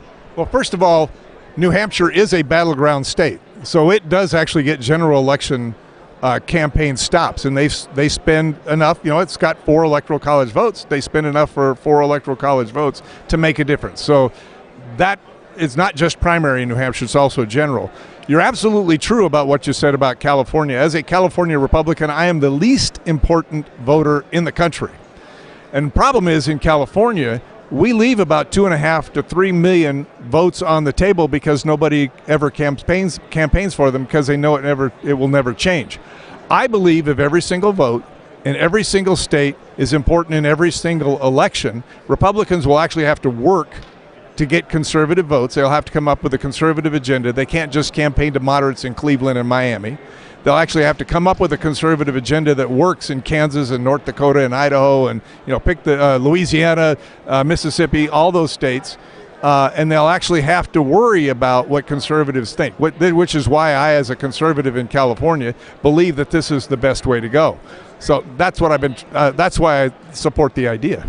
So paint this picture for me. How do Democrats just get in office and stay in office because of the Electoral College that's currently in place when, like you said, the last 2 Republican presidents were brought in by the Electoral College? Well, what we have been seeing over the last, since 1992, so what's that, last 30 years, is there have been a number of states, I'll pick Colorado, Nevada, New Mexico, as the best examples. They have been floating towards the blue under the current system, under the winner-take-all system. They were reliably red up until 1992, and then we started losing. The challenge that we have is Texas has been doing the exact same thing. Texas voted 62% Republican in 2004, voted 53% Republican in 2020. That is a real problem for conservatives, and it's because we're not campaigning there to keep them. So what we've been seeing is states float to the blue because the mainstream media doesn't take our message. When we take our message, when the Republicans take their message to the voters, we win. If we leave it up to the mainstream media, we lose. And what this does is require Republicans to take their message. What the National Popular Vote Interstate Compact does is require Republicans to take their message to every single voter across the state. And if we can't persuade a majority of the people to vote our way, we really don't deserve power. But the fact is, if you go historically, you take a look at it, we do persuade them to vote our way, and we will have opportunities to win under a national popular vote system. So I'll concede that campaigning matters, that Republicans are probably being lost, Republican votes are being lost as a result of, just people campaigning, the presidential candidates campaigning in their different areas, in these, areas for the battleground states. But I think that I think it's worth mentioning that Republicans in many cases are losing votes because they're not what they say they are. That you're talking about, they talk about small government, and then they advocate for big government. War, which, has for the last 30 years been a Republican platform, is hugely expensive, and they love it. The INS, Customs and Border Patrol apparatus, the Republicans' only solution to immigration is, let's get more law enforcement officers to, I don't know what, get paid off. I'm not entirely sure. So as a Republican voter, and I've run for office 3 times as a Republican, my pedigree's there. What I have to say is that Republicans have driven away the emerging demographics. The Chinese, conservative; Muslims, conservative; the Mexican Americans and Central Americans, these are all conservative votes. But the Republicans act like they're the boogeyman hiding underneath the bed. Well, I will agree with you on this level. Too often, Republicans will talk conservative and act moderate to liberal big government. But I point that to a problem under the current system. The president, because he only campaigns in 12 states, gets elected by more moderate voters in Cleveland and Miami than the conservative voters in South Dakota and Idaho, and pick the conservative, what I call the Big L, the mountain and Midwest states in the South. Those are the folks that have been disillusioned because Republicans don't live up to their promises. If all of a sudden those votes mattered, and right now they do not, then Republicans would have to worry about small government, less tax, worry about the Muslims because they're going to need them. They'll worry about the Hispanics because they're going to need them to win a popular vote, and they'll have to come up with an agenda that applies across all 50 states and brings these voters into the fold. I believe that's why, as a conservative, I support the national popular vote, is because I think conservative values matter, and I think the Republicans sell them out because they're trying to get moderates in Cleveland and Miami, because that's how they win an election. What can people do? Where can they go to find out more? Real simple, nationalpopularvote.com, all one word, nationalpopularvote.com. It's got all the arguments, who supports it, who's opposed to it, that sort of thing. Do you feel like your nation, state, or community no longer holds your values? Have you dreamt of a place where people agree that liberty is important and are free to pursue their projects so long as they respect the property of others? There are many people just like you that are discovering freeprivatecities.com. Their social media links are at the upper right of the page at freeprivatecities.com. All skill levels will be needed when the first of the Free Private Cities opens. It's sooner than you think. Stop arguing and build. freeprivatecities.com. There are basically 2 types of advertising: direct response and branding. Radio's great for direct response with its low cost to listener ratio, but audio can't be beat for branding, which is a longer term endeavor. You want to be the first thing that someone thinks of when they think about your product or service. If you have a local business that you want kept top of mind in your community, call the station. If you need national reach, Free Talk Live's got around 200 radio stations, millions of monthly listening sessions, can suit all budgets, and if we don't think we're right for you, we'll tell you. Email me, mark@freetalklive.com. When Monster Hunter International discovers one of Isaac Newton's wardstones being auctioned off, they decide to steal it and use it to destroy the Chaos God once and for all. But a mysterious thief upends their plan, and it soon becomes a race against time as something much older and infinitely more evil awakens in the jungles of South America. Monster Hunter Bloodlines by New York Times bestselling author Larry Correia and Baen Books. Visit monsterhunternation.com for more. Looking for a great real estate investment? Consider New Hampshire, which is ground zero for the Liberty Movement. Your first call should be to Mark Worden from Porcupine Real Estate. He's more than just a real estate agent. He's your New Hampshire concierge. Where are the best places to live? Do you want farm, city, the burbs, or forest? Do you want a duplex or multifamily building so that renters pay your mortgage? There are homes in all price ranges in New Hampshire, and Mark can help with financing too. Invest in liberty and property. Mark Worden can help. PorcupineRealEstate.com. Phone records, financial and location data, Prism, Tempora, X-Keyscore, Boundless Informant. Hey y'all, Scott Horton here for offnow.org. Now here's the deal. Due to the Snowden revelations, we have a great opportunity for a short period of time to get some real rollback of the national surveillance state. Now they're already trying to tire us by introducing fake reforms in the Congress. And the courts, they betrayed their sworn oaths to the Constitution and Bill of Rights again and again, and can in no way be trusted to stop the abuses for us. We've got to do it ourselves. How? We nullify it at the state level. It's still not easy, but the Off Now project of the 10th Amendment Center has gotten off to a great start. I mean it. There's real reason to be optimistic here. They've gotten their model legislation introduced all over the place, in state after state. I've lost count, more than a dozen. You're always wondering, yeah, but what can we do? Here's something important, something that can work if we do the work. Get started cutting off the NSA support in your state. Go to offnow.org. What if you want to hear the latest episode of Free Talk Live, but all you have is your phone, you forgot to download our archive, and you have no data connection, you can call our Listen line at 641-793-0191. That's a long-distance number, so you may incur charges. If not, listen as long as you want. 641-793-0191. The Free Talk Live Listen line, 641-793-0191. So you've signed the Shire Society Declaration and are planning your move to New Hampshire to be around more liberty-oriented people. Next, sign up for the Shire Society Forum at forum.shiresociety.com. There are a bunch of people there who are already in the Shire, and they want to meet you. If you're already in the Shire physically, you should also come by the forums. Remember, not everyone uses Facebook. New people are signing up for the Shire Society Forum every month, so drop in and say hello at forum.shiresociety.com. Yep, we still do email. Drop your email address in the entry box at freetalklive.com, and you'll be kept in the loop with Free Talk Live.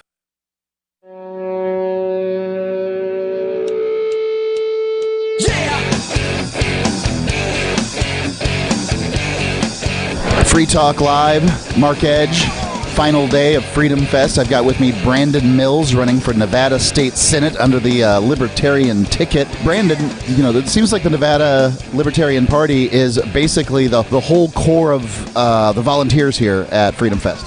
Yeah, we came with quite an army of people from our camp. The Libertarian Party has had quite an influx over the last year when the Mises Caucus candidates took over, and we've had such a positive response. So we've been able to run more candidates than we've ever ran before in the history of Nevada under the Libertarian Party, and we're just trying to help where we can and spread the message of liberty while moving the needle in the right direction. So state senate allows you to affect policy that's inside the state, and I think that's the best way to do it. Is there's so many of the nuts and bolts of tyranny really exist on the state level, but people think about the national level. You know, they're upset or happy about the given liar and thief that's in charge, and you know, they don't really think about what's being done on the state level until it impacts them. How many people in the state senate in Nevada? Oh, I'm gonna think. I'm in District 23. I'm in District 20. Probably. Oh, don't get me lying to you now. Quite a few. How are the Libertarians polling, and you know, what are your chances of actually getting in office?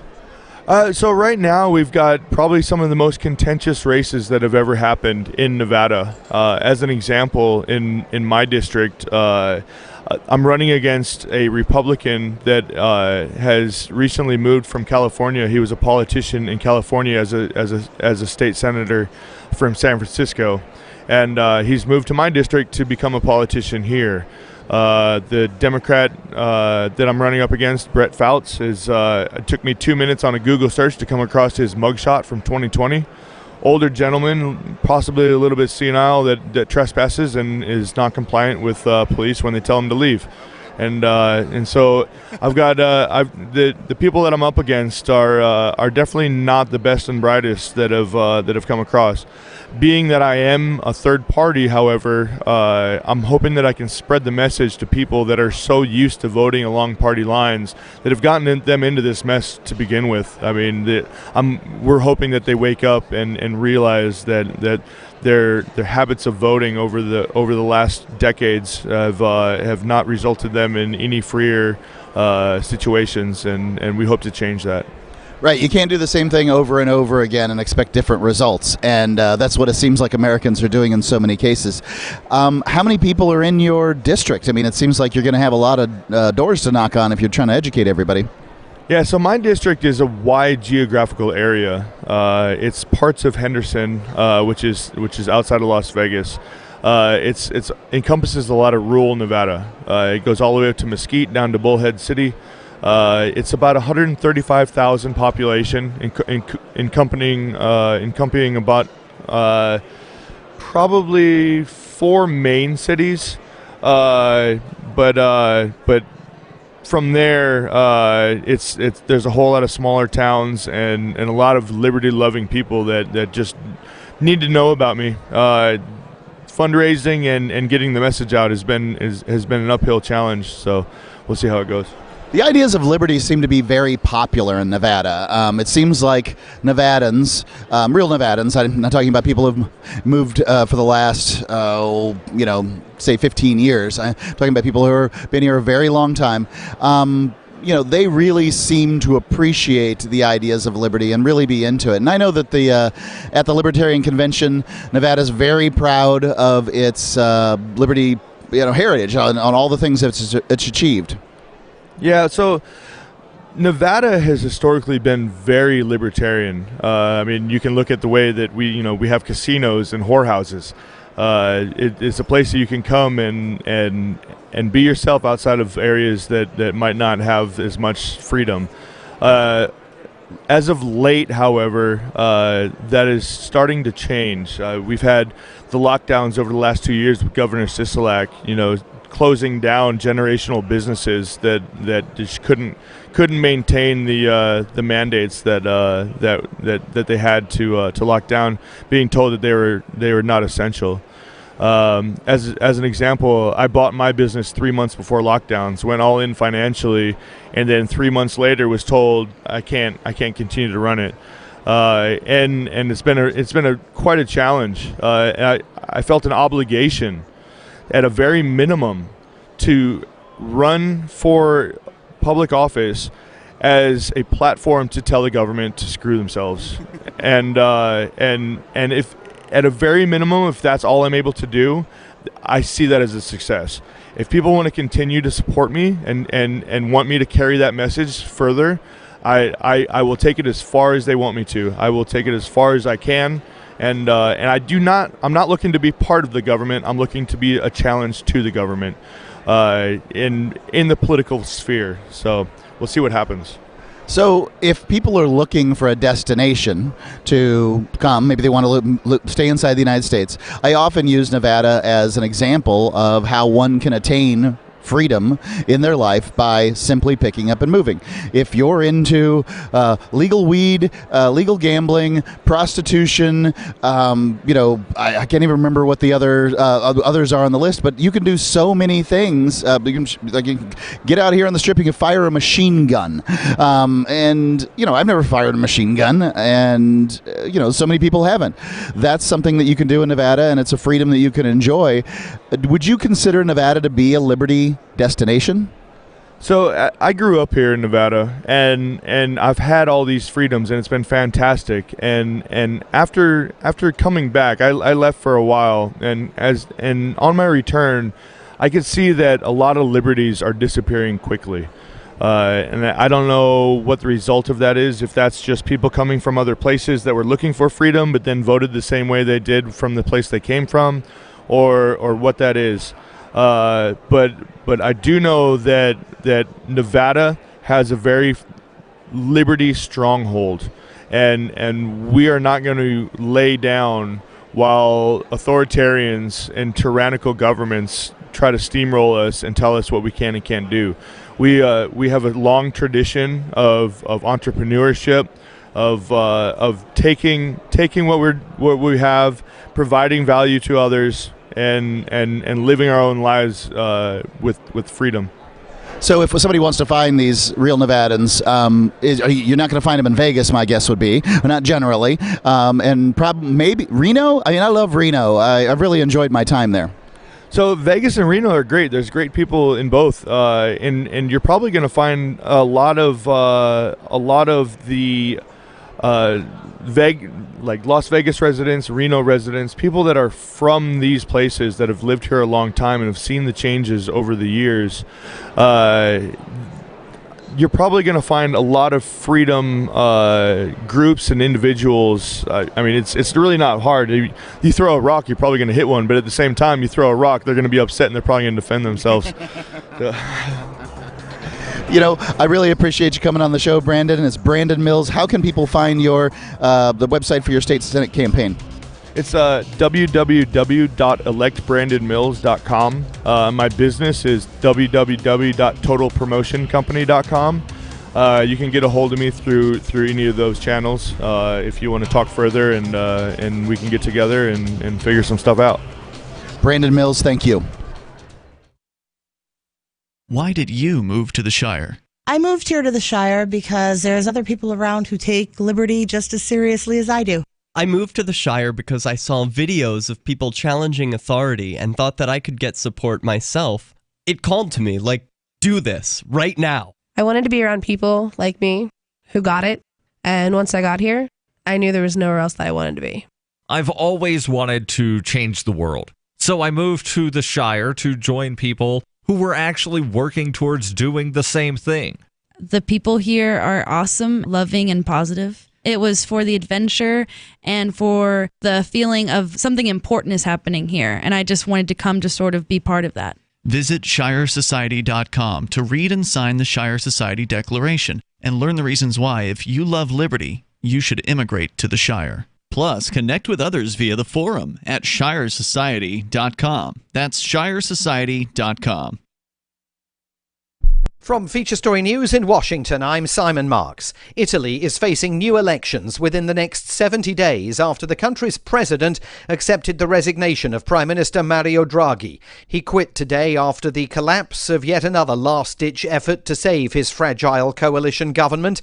FSN's Hermione Kitson is in Rome. Draghi led a broad coalition government. The big question now is just what kind of alliances will be formed. It's actually the far-right Brothers of Italy party which is topping the polls at the moment, and there is talk that its leader Giorgia Meloni could be a prime ministerial prospect, which would really signal a different direction. So it could be a very interesting and busy summer of campaigning ahead. US President Joe Biden has tested positive for COVID-19. He says he's experiencing only mild symptoms, is isolating in the residence at the White House but working, making a series of phone calls today to elected lawmakers and releasing a video. I've been double vaccinated, double boosted. Symptoms are mild, and I really appreciate your inquiries and your concerns. But I'm doing well. I'm getting a lot of work done. I'm going to continue to get it done. And in the meantime, thanks for your concern, and keep the faith. It's going to be okay. And the White House says it will issue daily updates on the president's health until he tests negative and returns to the Oval Office. The UK's Foreign Secretary Liz Truss, battling former Chancellor Rishi Sunak to become the country's next Prime Minister, is pledging immediate tax cuts if she wins the keys to number 10 Downing Street. In a repudiation of the government in which she serves, she says Prime Minister Boris Johnson's economic policies have choked off growth. This is a critical time. We need bold action. We are in economic difficulty. The whole world is in economic difficulty. It's not time for business as usual. Mr. Sunak says the Truss economic plan will create even more difficulties for the UK economy. Now, look, we've got a situation where everyone knows that inflation is running much higher than we would like. If the government goes on a huge borrowing spree, that is only going to make the situation worse. The UN Secretary-General Antonio Guterres is on his way to Istanbul, where talks have been underway between Russia and Ukraine. It's a sign a deal may have been struck to release millions of tons of grain held at Black Sea ports due to the fighting between the two countries. From FSN's bureau at UN headquarters in New York, Sarah Walton reports. Secretary-General Antonio Guterres is cutting short a personal holiday to head to Turkey in the biggest sign yet that a deal has been reached in talks to release grain trapped by fighting in Ukraine.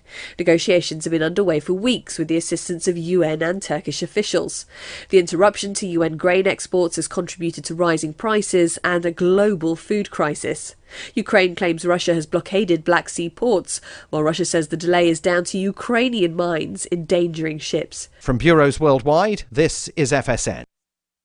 Got Telegram? You can follow our channel there and discuss show prep with other listeners at telegram.freetalklive.com.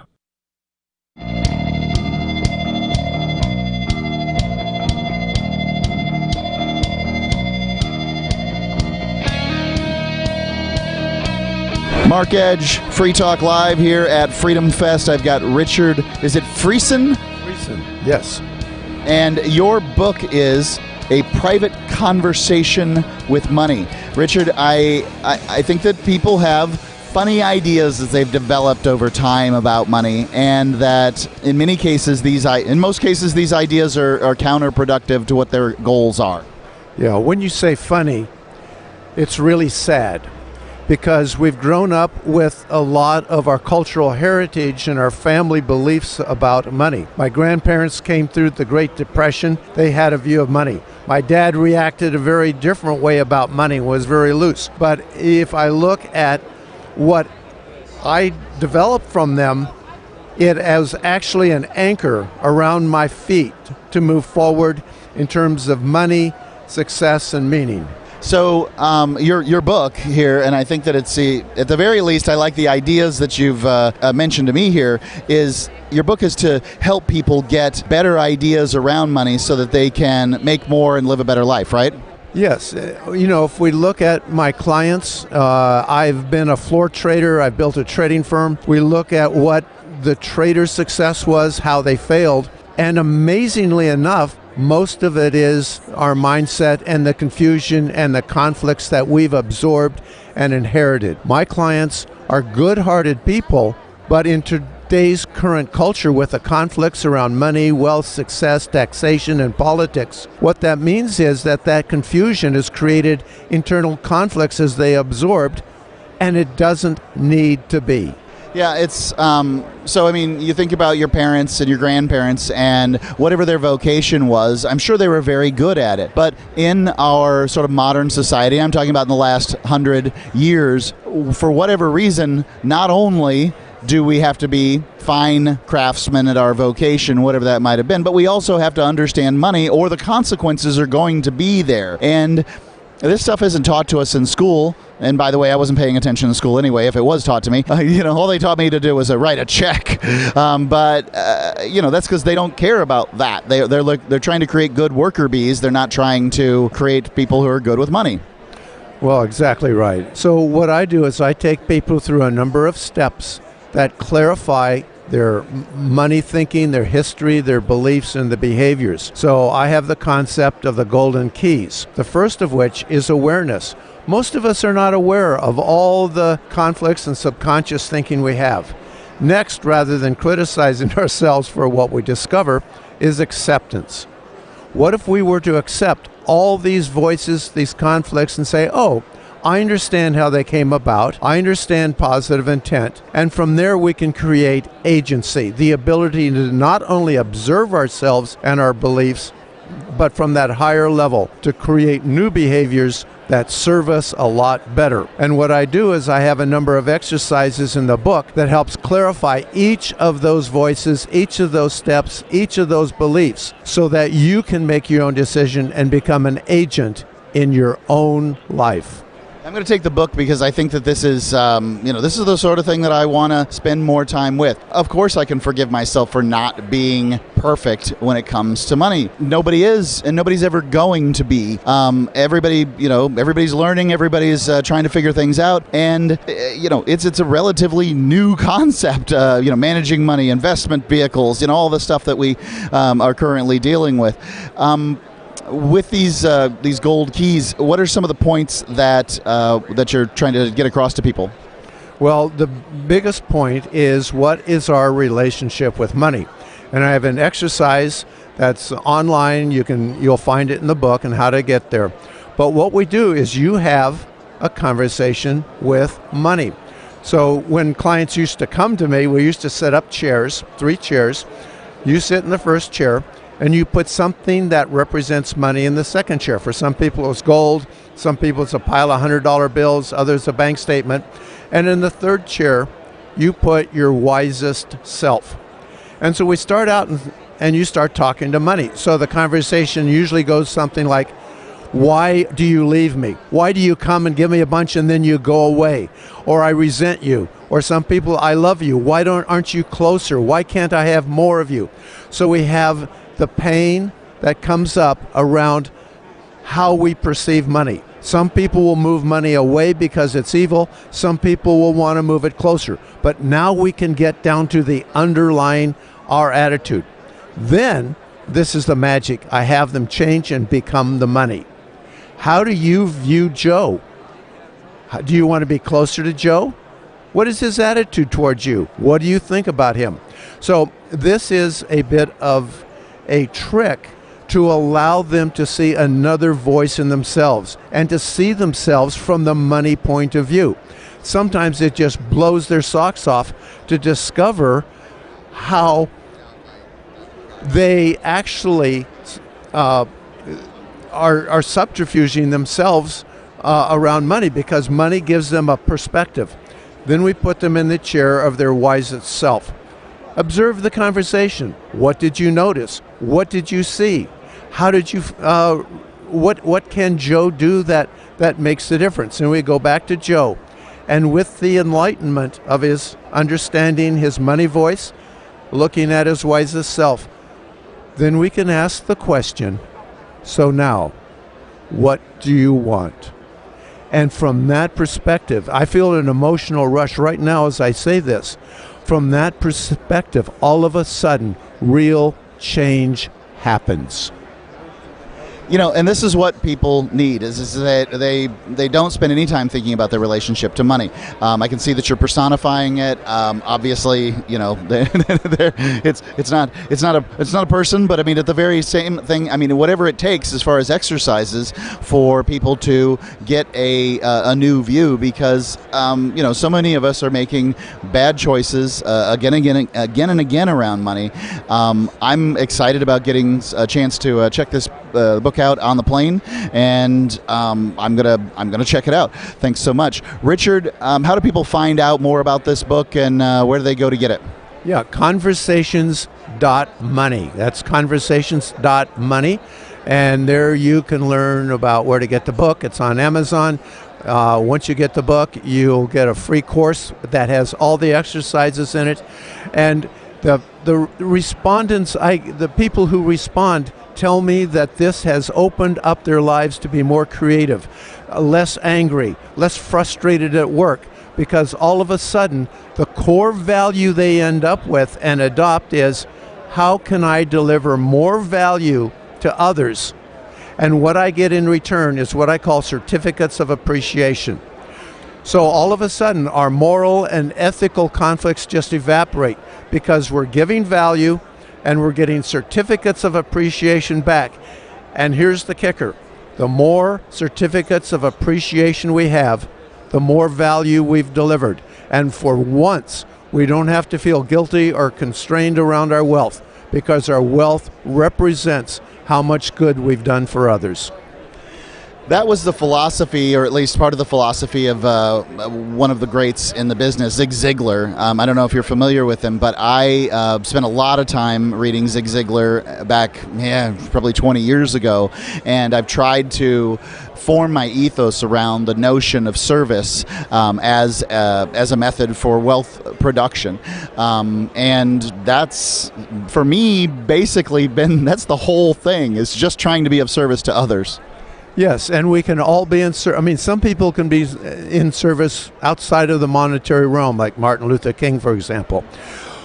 But for many of us, the world really needs services, and they are very appreciative, and they get so much more value from what we deliver that their certificates of appreciation they give to us are genuinely an appreciation, because it's made a difference in their lives. So it's such a win-win, and it's so simple. And that reframe and the reframes in the exercises can really free us up. And once we're freed up, we can be more creative, we can deliver more value, we can be happier with what we do. So I just love it when clients come back to me and tell me what a difference that this has made. Conversations.money. It's conversations.money. So the protection of life, liberty, and property is what the Free State Project is all about. But it's an effort to move 20,000 people who understand. It's about demonstrating to the entire country that, we can have a free market, a truly free market. Making it just a freer, great place to live. It's the world's largest voluntarist libertarian community, and it's only getting bigger. That's amazing, to be able to move to a place where other people passionately believe in being free and independent. What the Free State Project is managing to do, though, is to put their money where their mouth is. It's physically getting up across the country and saying, let's go someplace and let's demonstrate the power of these ideas. There's a lot of kind of philosophy that surrounds liberty. There's a lot of thinking about it and talking about it. But here in New Hampshire, people are doing it. 101 Reasons Liberty Lives in New Hampshire, a documentary by Free State Project Early Movers. Watch it free at 101reasonsfilm.com. 101reasonsfilm.com. Tired of cancel culture? Sick of mega tech corporations holding an axe over your head? Join the LRN.FM Matrix chat server. It's self-hosted, so no one else can tell us what to do or say. Don't like the existing channels? You can make your own. You can even connect into some of our channels from other Matrix servers. It's federated. For the full LRN.FM Matrix experience, though, you should join our server via the step-by-step instructions at chat.lrn.fm. Chat.lrn.fm. The new 4th edition of Healing Our World, The Compassion of Libertarianism will take your understanding of liberty to a deeper level and has over 1,300 updated references, new cartoons, and a foreword by Dr. Ron Paul. With discounts for multiple book purchases, the 4th edition of Healing Our World is a great gift for the liberals, pragmatists, environmentalists, and Christians in your life who think libertarianism is cold-hearted. Get yours today at healing.freetalklive.com and use promo code FTL for a $5 discount. Are you a sneezer? If you're not, can you get close to one? I don't literally mean someone sneezing. Sneezer, as defined by marketing guru Seth Godin, is an opinion leader. When a sneezer mentions something, other people catch what Godin calls the idea virus. Seth Godin says some people are more likely to tell their friends about a great new idea. So identifying and courting sneezers is a key success factor for idea merchants. His book, Unleashing the Idea Virus, is the most downloaded ebook in history, and you can download the whole book free. That's how he's making his idea contagious. Click tips, tricks, and other stuff to help you cut through the clutter at www.survivalspeech.com. I'm Holland Cook. If you want to know the latest about Free Talk Live before we go on the air, all you need to decide is how you want it delivered. It's your choice. Visit news.freetalklive.com to receive our usually weekly news updates by email. Plus, we have a Twitter account at twitter.freetalklive.com, and you can follow us on the decentralized Mastodon platform at toot.freetalklive.com. So please follow us at toot.freetalklive.com and sign up for our emails at news.freetalklive.com. Are you tired of your taxes funding endless occupations around the world? Antiwar.com is run by people who understand that wars abroad become wars at home, wars on our freedoms. Antiwar.com is dedicated to bringing you the latest in news, views, interviews, and reviews from the top movers and shakers in the anti-occupation movement. Antiwar.com has it all, from thorough foreign policy analysis to interviews with whistleblowers who used to run the military-industrial complex. Anti-war, pro-free market. That's antiwar.com. Our Matrix server is about as free as internet chat can be. Join the existing rooms or create your own at chat.freetalklive.com.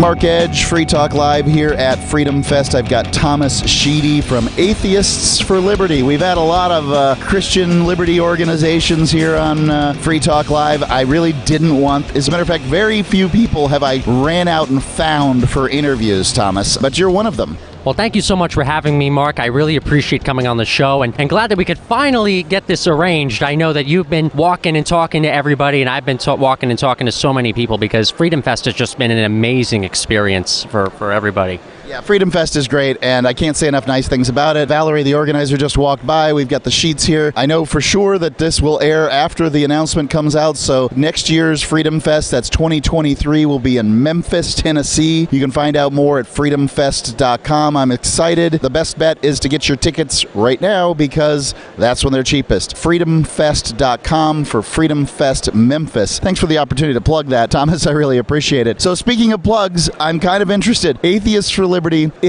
I wonder about the purpose of the organization. On one hand, I think to myself, you don't have a non-stamp collector organization. Why an atheist organization for liberty? So Atheist organizations have existed for quite a while, and it's because for generations, unfortunately, there has been a massive stigma against atheists in this country. For a very long time, there has been a narrative that if you support liberty or if you think you're a good or ethical person, you must be a believer, specifically a Christian believer. Despite the fact that the United States is a secular nation, while having a majority Christian population, we've had a long history in this country of religious freedom. And we as atheists feel like we should be treated equally in this country, that we should have an equal seat in government. And for a long time, atheist activism has existed now, especially going in a very successful direction for the last 20 years. But not many initiatives until recently when it comes to reaching out to liberty-loving Americans in the liberty movement and the conservative movement and various other places. So a few years ago, myself and other veterans from the former atheist movement that turned very woke, unfortunately, in recent years, we decided to form Atheists for Liberty to continue the fight for protecting a separation between religion and government and promoting reason, while simultaneously advocating for ideals that have really made this country great, such as liberty, and making sure that our atheist activism to normalize atheism is really bipartisan. So atheists have rightly pointed out that they have a difficult time getting elected, especially if they're out atheists. I don't think it terribly matters for anything but, say, president. They're definitely going to ask the question, what's your denomination if you're president? I think that that's absolutely true. But for the Synod, House, that sort of thing, I don't think people really pay that much attention. But if you were to come out and say, well, yes, I'm an atheist, then I think it might cost you 5% and thus the vote. Yeah, in many cases, that still is the case. I'll go back a little bit when I talk about some American political history. 20 years ago, in 2002, there was an event called the Godless Americans March on Washington, where a lot of atheist think tanks that have existed for a few decades, but kind of still weren't that famous yet and that relevant yet, they were so desperate during that event to try to scrounge up a bunch of money to hire a lobbyist and to get one Democrat in some kind of state house anywhere to say that they're atheists or that they support the separation of church and state, or the idea that atheists can be good, patriotic Americans too. Fast forward 20 years later, in the United States House of Representatives, we have a Congressional Free Thought Caucus filled with atheist and atheist ally members of the U.S. House of Representatives just 20 years later.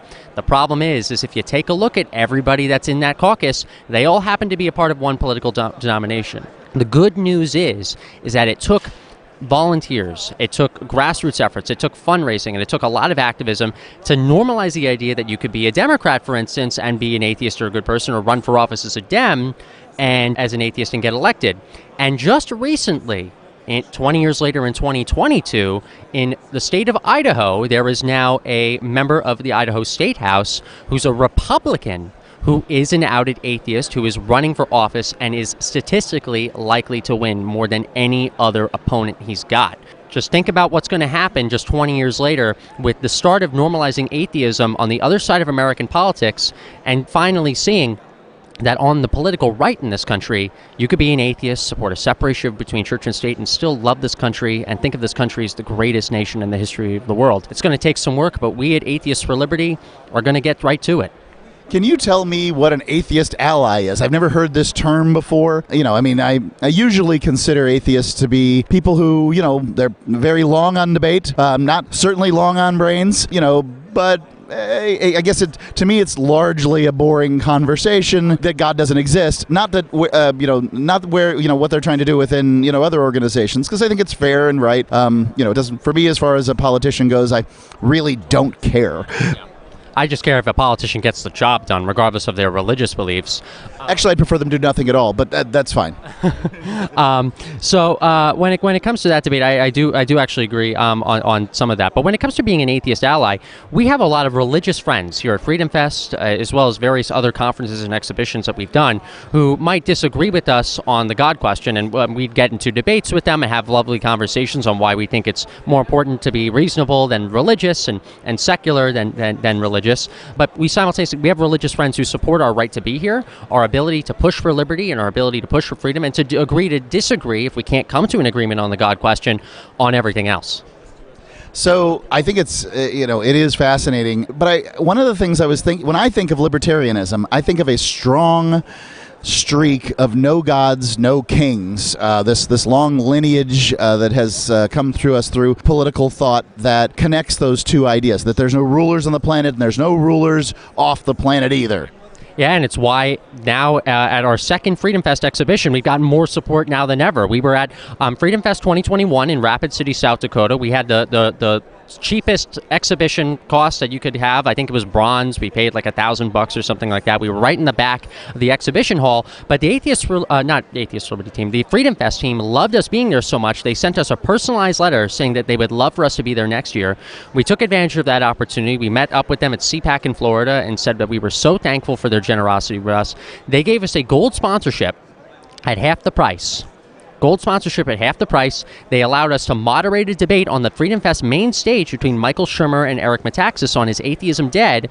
We had a Heathens Happy Hour event that we planned and that they still wanted on their website, where we got 200 attendees to go in and out during that total time of things, because there was that much of an atheistic demand here at Freedom Fest. And I got to give a breakout presentation on that very rise of atheism, which will eventually be released online on our YouTube channel. There really is a demand to see atheism represented here more within the Liberty Movement, and the Freedom Fest team is smart. They know optics, they read data, and they know the future of what the Liberty Movement is going to be. And like I said on that main stage, the future of the Liberty Movement, Mark, it's going to be a secular one. So I find that a little scary, and here I'll tell you exactly why. When you pass the plate at the church, Jesus going to be mad if you don't put money in. Atheists, on the other hand, have had traditionally a very difficult time raising money. I imagine some of the money for this booth came out of your pocket. And I see a lot of guys over there, a lot of people over there. You've got a big cadre, and you're giving away a lot of swag, which says to me that you've done your fundraising, you've done your homework, and I like seeing that. But I guess my biggest concern is that I know one of the reasons that people give is sort of a faith belief kind of thing. Well, yeah, I would agree if we haven't seen the success of the atheist movement in the past before it went down due to woke infiltration. There is a large donor base of people who really do want to see atheist activism and the normalcy of atheism and secularism in government pursued. We've had large national conventions throughout the history of atheist activism in this country with very famous individuals, such as those who were speakers here at Freedom Fest, speaking at them. And we're going to be doing the very same thing with Atheists for Liberty in our future. We started out at CPAC 2020. That's where we premiered as an organization. And back in that day, we only had a certain amount of funds. Some of that, yeah, I will admit, some of it we paid for. I printed out our follow us on social media pages on Microsoft Word and just have them put in like cheap Staples plastic flyer holders. Fast forward to 2 years later, we have a wide volunteer team, a state director base, more donors, more supporters. We're still a small growing organization, but we have our act together even more. We persevered through the COVID pandemic, having to try to see what worked and what didn't work while having little support and having places shut down and fewer conferences to go to. But through that experience and through us really caring about our mission and persevering despite just the nature of culture and politics sometimes being against us, we're going to succeed. And just our success at Freedom Fest alone and seeing the demand of atheists wanting us to do more, old boomers coming up and saying they want to write checks to us, it really does make me feel excited on what the future of Atheists for Liberty is going to be, which means that the future of the Liberty Movement is ultimately going to be stronger with the largest growing demographic in the United States, diversifying and coming over here to stand for joint values. Perfect. Where do people find out more about Atheists for Liberty? Yeah, so people can find us at atheistsforliberty.org. It's a great website. We have a Join Us page right in the homepage. You can click that link, everybody, and there's tons of benefits to becoming a member. Please join us. We have a lot of great benefits, a wide advisory board, a state director program. We have online and in-person events. We're on social media at Atheist Liberty on Facebook, Twitter, Instagram, Parler, Getter, Minds, you name it. We're doing a lot of great work, and we could use all your help to save this country in a secular and new way. You need lots of benefits because you're not going to heaven. Inshallah. Well, are you tired of governments murdering people around the world? Stop using their money. There is an alternative. Bitcoin is a stateless free market non-political currency. Bitcoin cannot be inflated or controlled by any government. By using their money, you are helping the state. Stop doing it. You have an incredible alternative available now. Learn it, use it, spread it. Get started with Bitcoin at bitcoin.com. That's bitcoin.com. There are lots of ways to listen to Free Talk Live. Our podcast has been around since podcasts began, and now the FTL feed is loaded with content besides our full show archives. Did you know that we make it easy for you to customize your podcast subscriptions? We have different feeds, one that includes only our full shows, one with just the Daily Digest, and our main feed that includes everything. You decide what you listen to. It's quick and easy to customize your feeds at feeds.freetalklive.com. That's feeds.freetalklive.com.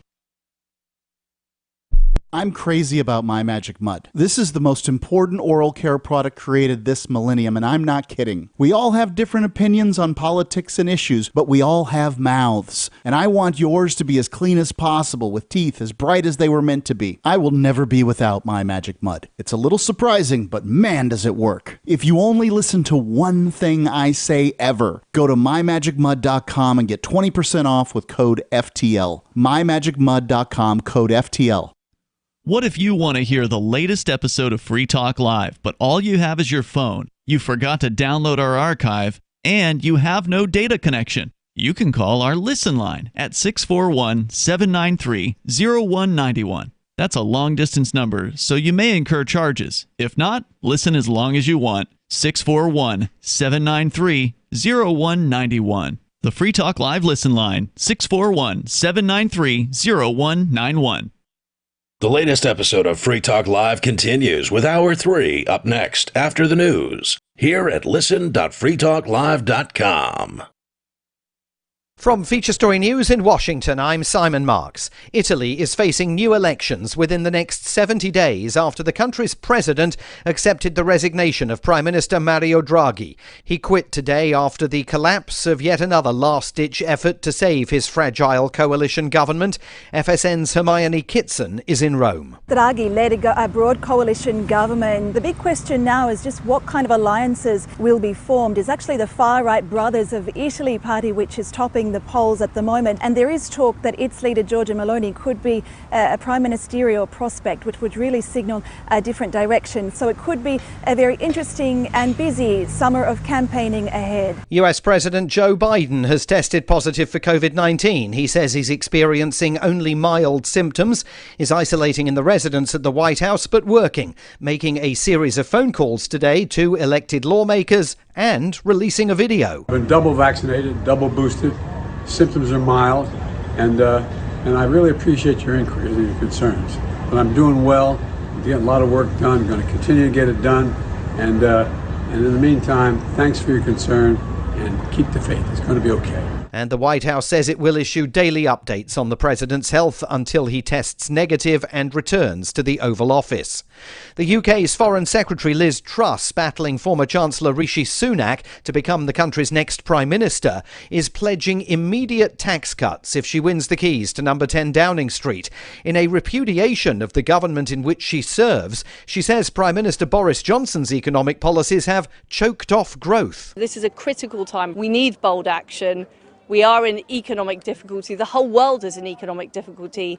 It's not time for business as usual. Mr. Sunak says the Truss economic plan will create even more difficulties for the UK economy. Now, look, we've got a situation where everyone knows that inflation is running much higher than we would like. If the government goes on a huge borrowing spree, that is only going to make the situation worse. The UN Secretary-General Antonio Guterres is on his way to Istanbul, where talks have been underway between Russia and Ukraine. It's a sign a deal may have been struck to release millions of tons of grain held at Black Sea ports due to the fighting between the two countries. From FSN's bureau at UN headquarters in New York, Sarah Walton reports. Secretary-General Antonio Guterres is cutting short a personal holiday to head to Turkey in the biggest sign yet that a deal has been reached in talks to release grain trapped by fighting in Ukraine. Negotiations have been underway for weeks with the assistance of UN and Turkish officials. The interruption to UN grain exports has contributed to rising prices and a global food crisis. Ukraine claims Russia has blockaded Black Sea ports, while Russia says the delay is down to Ukrainian mines endangering ships. From bureaus worldwide, this is FSN. With FSN Spotlight, I'm Simon Marks, looking in more detail at a court ruling in Delaware this week that said Twitter has the right to an expedited hearing of its lawsuit against Elon Musk. The tech company accuses the Tesla billionaire of breaking contract law by backing out of his $44 billion offer to buy the social media giant. Twitter says it needs a swift resolution to the lawsuit in order to prevent even further harm being done to its employees and shareholders. Tom Giles, executive editor of technology for Bloomberg, says it's possible the courts may force Elon Musk to acquire the company, even though he no longer wants to own it. Legal scholars that we've spoken to say that Twitter has a pretty good case for holding him to the agreement. This is something he signed to with lots of concessions to Twitter, including a decision that waived his right to take a close look at the books. It's almost as if you're buying a flat and you say, I'm going to make this purchase sight unseen. Forget about whether there's termites in there or what have you. The termites in this case are bots that he says are overrunning the platform, and Twitter says they only make up about 5% of the user base. And the judge in the case told Musk's lawyers they underestimate the ability of the court quickly to process complex litigation. The main news again, Italy is facing fresh elections within the next 70 days after the country's president accepted the resignation of Prime Minister Mario Draghi. US President Joe Biden has tested positive for COVID-19, is experiencing minor symptoms and is working in isolation in the White House residence. And the UN Secretary-General is heading to Istanbul amid speculation that Russian and Ukrainian negotiators there have struck a deal over trapped grain shipments in Ukraine. And that is the latest feature story news. Simon Marks reporting. In Baltimore, the streets have gotten safer thanks to the success of the new Permanent Daylight Initiative, which aims to prevent crime by illuminating the entire city 24 hours a day using high-powered floodlights. It's just that it's so bright all the time, even in the rain. City officials say there have been zero violent crimes since the start of the program, except for one man who vandalized the light by throwing his body off a building into it. Now let's set our crosshairs on to Mountain View, California, where Gmail servers were down for nearly 2 hours today. In an online statement, the company said, "Tremble before Google. With the mere flip of a switch, we can bring you to your knees." After reestablishing service this afternoon, Google changed its logo and released a statement saying, if not appeased with a 20% increase in Google Chrome downloads by the next vernal equinox, they will take back their generous gift unto mankind of colored conversation labeling. All right, you can take off your helmet. You have survived the News Blitz. This is the Onion News Network.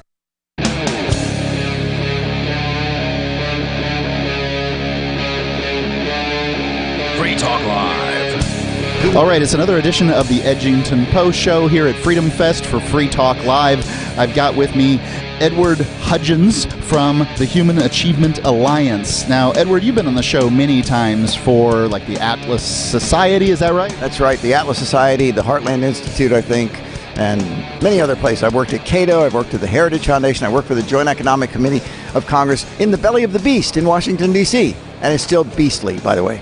So I know you're one of these guys that works at the think tanks, and you must be valuable because you're end up in all different ones. What is it you're doing for the Human Achievement Alliance, and what is the Human Achievement Alliance? Okay, well, this is a new organization I founded basically to carry on the work I've been doing at some of the other organizations. My premise is this.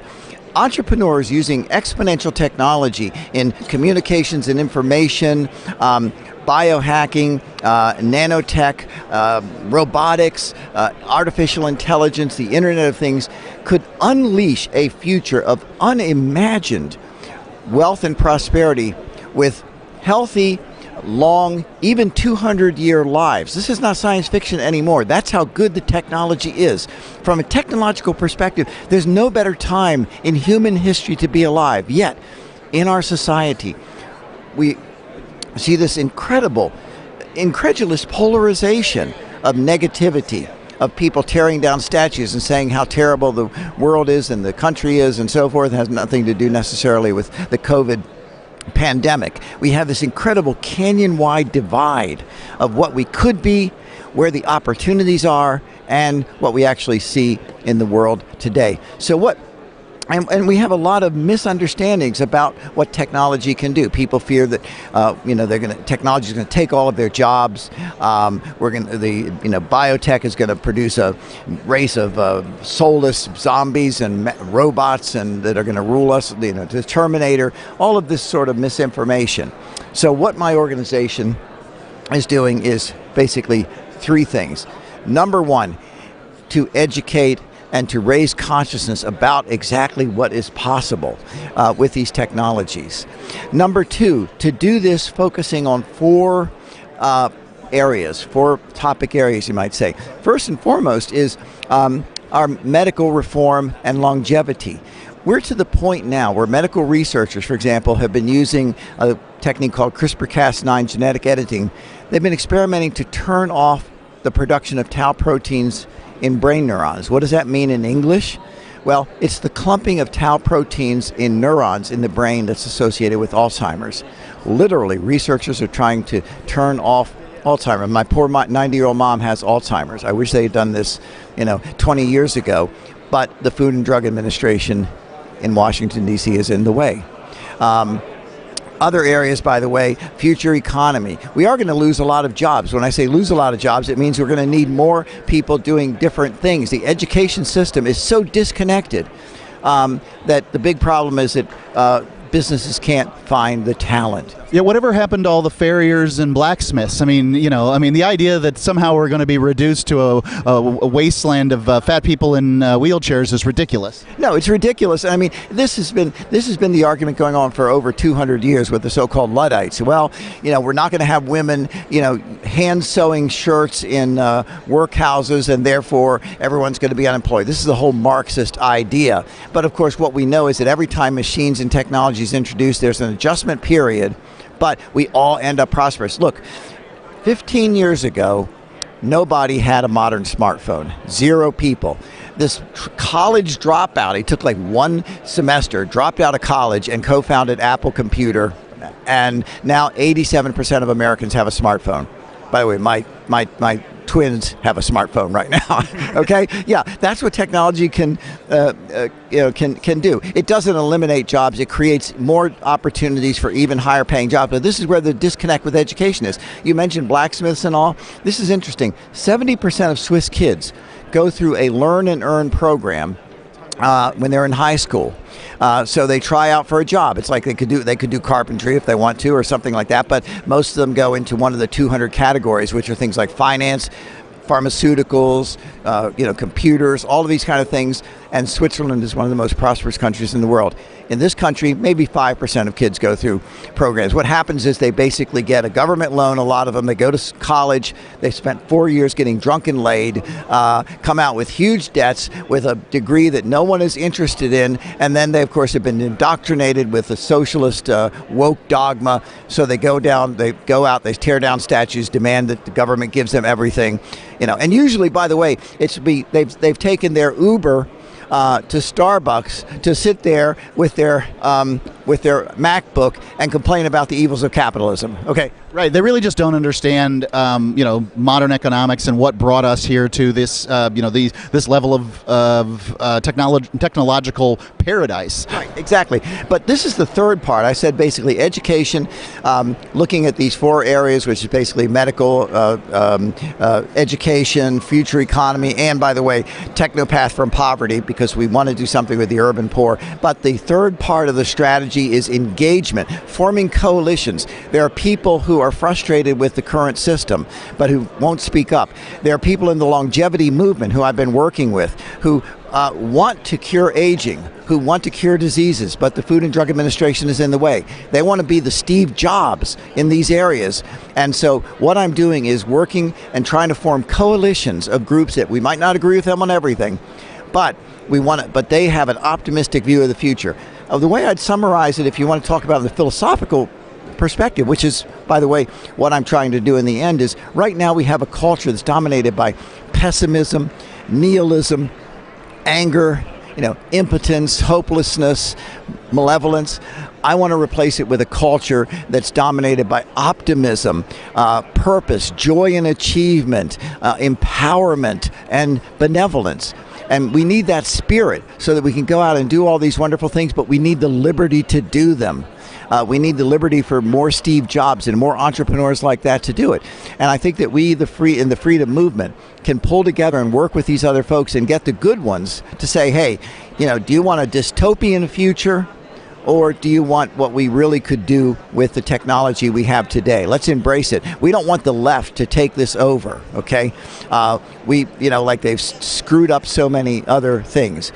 Yeah, it's really sad that the left is supposed to be a party of, or at least a group of people, I should say, of progress, trying to break the old bad things of the past, and what they've really turned into is this kind of sophomoric, cynical group that's like everything sucks and the people in charge are terrible, and don't trust anybody over 30. Frankly, anybody under 30 is probably a fool to the level that you shouldn't be listening to them in the first place. Speaking as somebody who was under 30 at one point. Yes, I was under 30, but it was many decades ago. But no, you're absolutely right. And the thing is, they really deeply don't care about the people they claim to care about. Look at any urban area in the United States that's dominated by this philosophy, right? Baltimore City, I live in Maryland. In Baltimore City, they had 13 high schools that had 0 kids competent in math. Not only 30%, not only 20%, 0.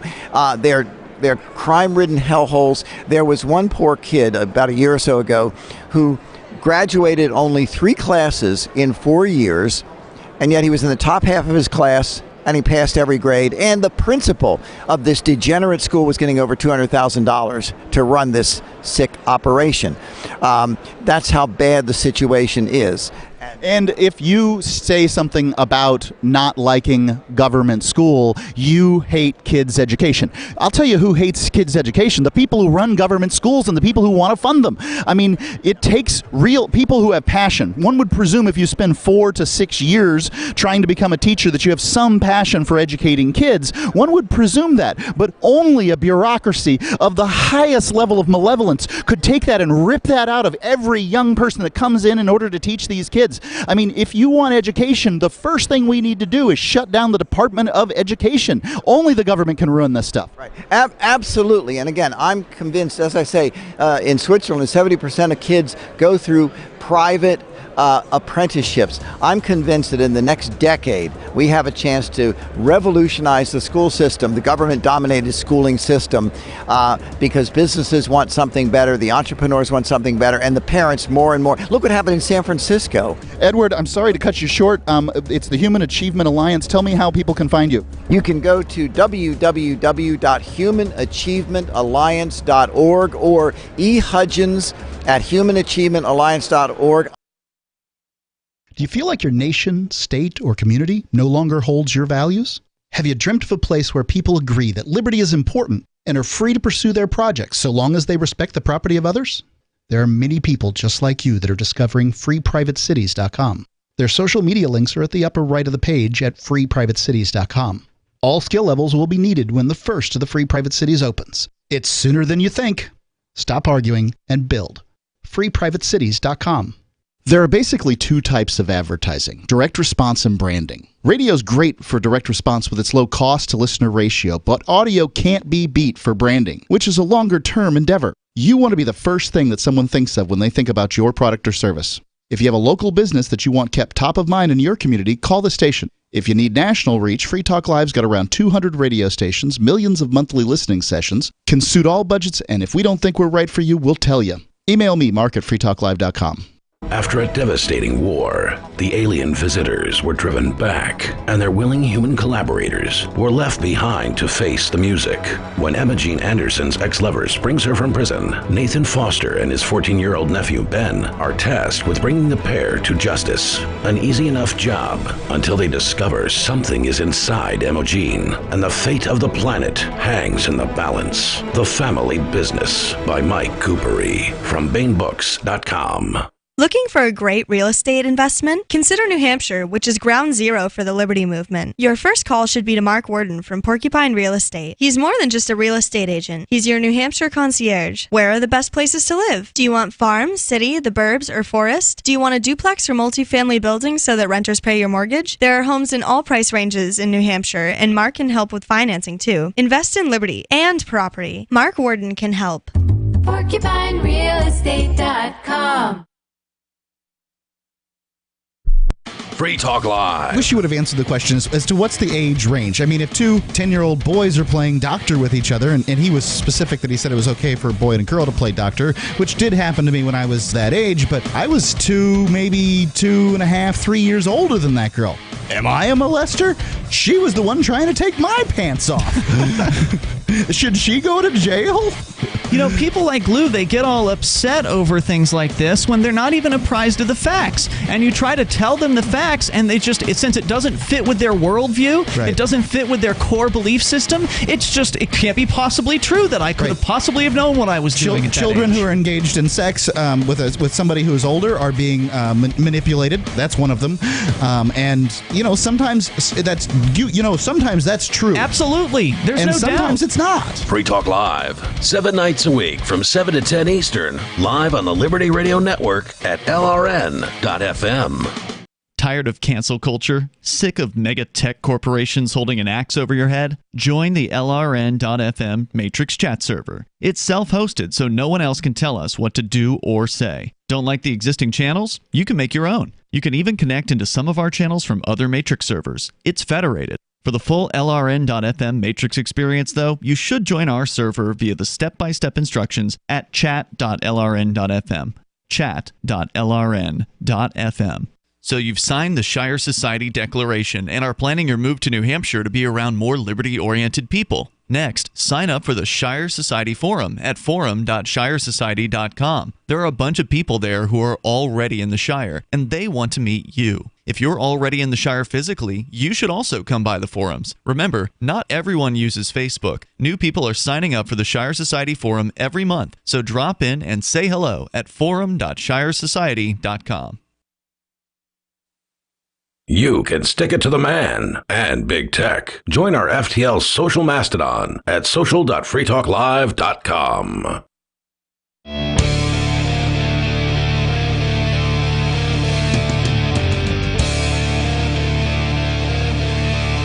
Mark Edge for Free Talk Live here at Freedom Fest. I am getting interview after interview, and I'm really excited to have Dennis Haw here on Free Talk Live. Dennis is a, looks like 3-time author, Dennis. I've got books sitting here right in front of me. I've got The Road to Americanism. Tell me about it. Well, the road to Americanism is actual constitutional history, and contrary to what one might think, the history of our Constitution really starts during the colonial period. And what people don't usually think about, it was actually the Continental Congress, the second one, that told the states to go write their own constitutions. And that's actually what led the evolution of that to the Constitution that we know today. So these state constitutions of the original 13 colonies in many cases are older than the U.S. Constitution, because if people will recall, there was a war. It took a period of time. Then there was a first try called the Articles of Confederation. And then after those failed, I'm using air quotes here. I don't know whether they failed or not, but as the case may be, the Federalists, the Anti-Federalists, they fight over it, and the Constitution gets brought into play. This is 1789. So from 1776 to 1789, a bunch of things happen. A lot of things, and that's what I cover in here. And in particular, like you said, I actually wrote a blog about this. You could consider the Constitution to be Articles of Confederation version 2. As a software guy, we're used to having this conundrum. Do you change the name of a product, or do you just call it a different revision? The Linux people would know about that, because Linus just decided after version, I think, 2.6.2, he was going to just change it to version 3. There was no major revelation, so there was no real justification for that. But that's the kind of thing that can happen. And in doing that, you could actually look at each amendment that we do to the Constitution as a different revision of the Constitution. So however you want to look at it, the main difference between the Articles and the Constitution, of course, is the Articles did not have a central government like we know it today. They only had a legislative body. They didn't have a judicial or an executive branch. Right, so the president of the United States of America at the time was the guy who was just in charge of that legislative body, and there were, I think, 13 of them or something. There were quite a few of them in that amount of time, some large amount, like that, and we don't talk about them historically, but they certainly exist. Now, the United was not capitalized in that circumstance, so the United States of America was the little u under the Articles of Confederation. And, that's an interesting subject. There's a lot of debate as to who the first person to actually use United States was. I think right now the tip kind of goes to Jefferson. But there are other people that are contenders. For one thing, there was a newspaper in North Carolina that looks like it even predates Jefferson. But you know how those things are. It's kind of like who blesses what. Yeah, history's, it's interesting to keep on finding that thing back there. For instance, I can't remember what it says. You can't invade America because there'll be a rifle behind every blade of grass made by some World War II Japanese admiral or something like that. And we find out that it's an apocryphal quote. It's not accurate. But so what? The quote's accurate. Who we ascribe that quote to, that's an argument for historians. Doesn't really matter to me. That's right. I totally agree with that. However, there is one thing I would point, the introductory chapter on this. Everybody's heard lately about A Republic If You Can Keep It by Franklin, but they don't know the exact history behind that, and I reveal that in here. It's far different from what people think. It didn't happen coming out of the convention. Right. The idea is that Benjamin Franklin steps out of the Second Constitutional Congress or whatever, and he says to and a woman says, "What are you about in there, Mr. Franklin?" It's a republic, madam, if you can keep it. And this kind of this thing. It's dramatic and it's awesome. Yeah, but it didn't happen that way. Of course it didn't. We know who the woman was, and it happened the next day. Very good. So it's The Road to Americanism, and I haven't read any of these books, but I've got them sitting here in front of me, so I want to go through all of them, and you talk about all of them. How about stability, justice, and clarity? How to restore social sanity? Again, it's Dennis Haw. This is actually the first book I wrote, and I wrote it because I was worried about where the country was going back in 2016. You and me both. I think all of us were. And like everybody else, I'm just trying to do what I can to right the ship. Anyway, this is actually a retitle, and where it comes from is when I was looking for a good title of this book, I kept coming back to Federalist 10. And in Federalist 10, James Madison talks about the mortal diseases that have destroyed popular governments everywhere. And those are instability, injustice, and confusion. And now what's really important about this, I don't want to harp just on the title too much, but if you look at the way that communist takeovers happen, this is exactly what they do. They inject confusion that causes instability, and then one of the byproducts of that is they start enforcing injustice.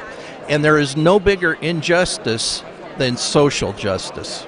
And what I would point to on that is the definition of justice that I happen to like is Bastiat's, which he states there is no existence for justice. It's injustice that has an existence. And so what that means is that it's an absolute, and so you can't qualify it. So the minute somebody puts a qualified adjective in front of justice, they've just created another form of injustice. Yeah, as far as I'm concerned, if you're making decisions about somebody based on the color of their skin or the gender that they have, you're just a racist or a sexist and going in the other direction. And I don't care whether, it doesn't matter to me what kind in particular of racist you are. You're just a racist. And real quick here, to talk about the Pocket Guide to Communism and the founders of critical race theory. Again, Dennis Haw. This is just a 45-minute read I wrote because one of the things I did in the Air Force is I was an interrogator in the SERE program during the Cold War. And now people have probably heard this pronounced as SERE. It's S-E-R-E. And it was originally started because we had people coming back that were brainwashed from the Korean War, and so we created these programs, how to unbrainwash them. And for downed pilots during Vietnam, all of us that were flight qualified wound up having to go through this program, and we did call it SIRI, and it stood at that time for Survival, Escape, Resistance, and Evasion. Well, that has changed today a little bit in that they switched the E's, because when we went into the Middle East, we found out that Islamists were just going to cut off your head, so you just didn't want to get caught. So the escape part wound up being pushed to the end, so the evasion became more important. But at any rate, what I do here is I try to just go directly to the important aspects so that there's no fooling around. It's just informational. So if you're looking for a story behind things to paint a picture, this book isn't going to do that, but it is going to go directly to certain topics, like what's the halting condition of Marxism, or in particular critical race theory. There's a big distinction between classic Marxism, because they talk about the emergence of Bolshevik man, and that is what we would call a halting condition in the computer world. Dennis, can you tell me how people can find these books? Yes, either at Defiance Press, or they can go to my personal website, libertyreads.com.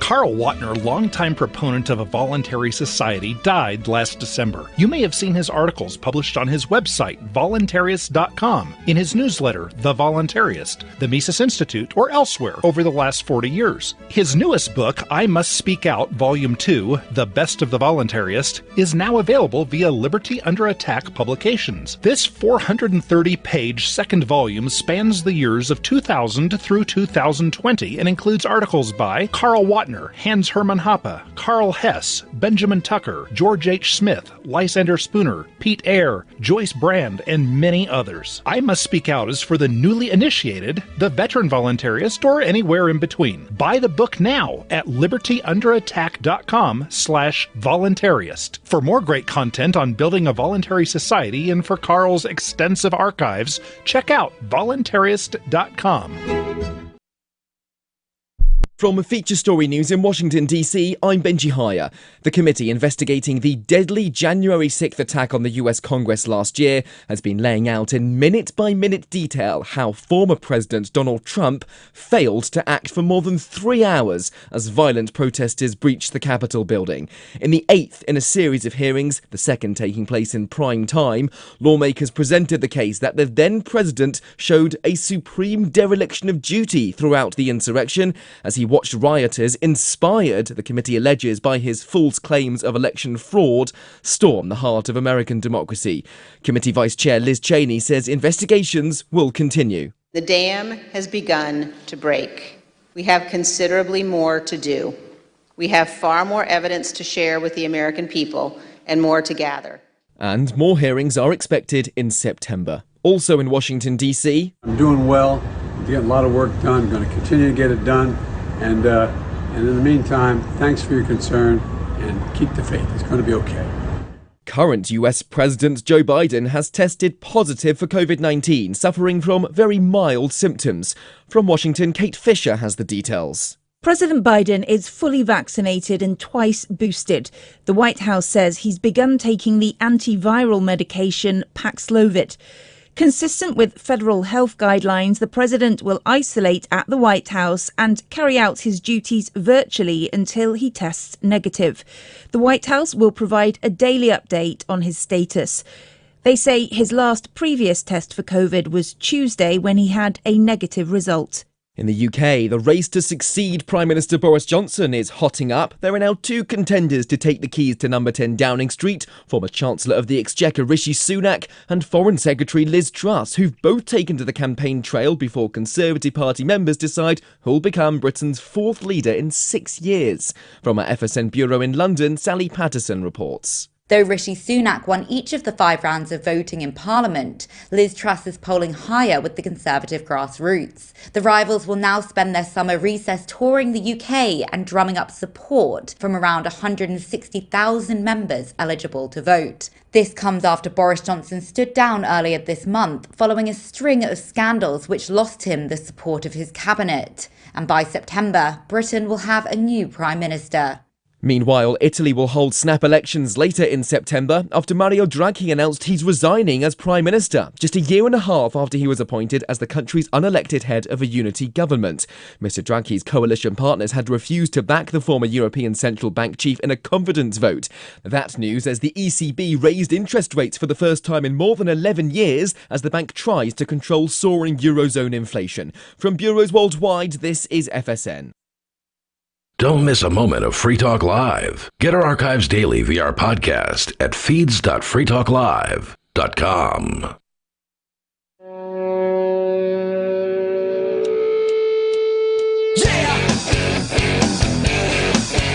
Mark Edge, Free Talk Live here at Freedom Fest, and I've got one of the speakers, Max Borders. Max, you've been on Free Talk Live more than once. I see you've got a new website here, and I want to talk to you about it. Thank you very much. Basically, the website is just the vehicle for all the books I like to put out.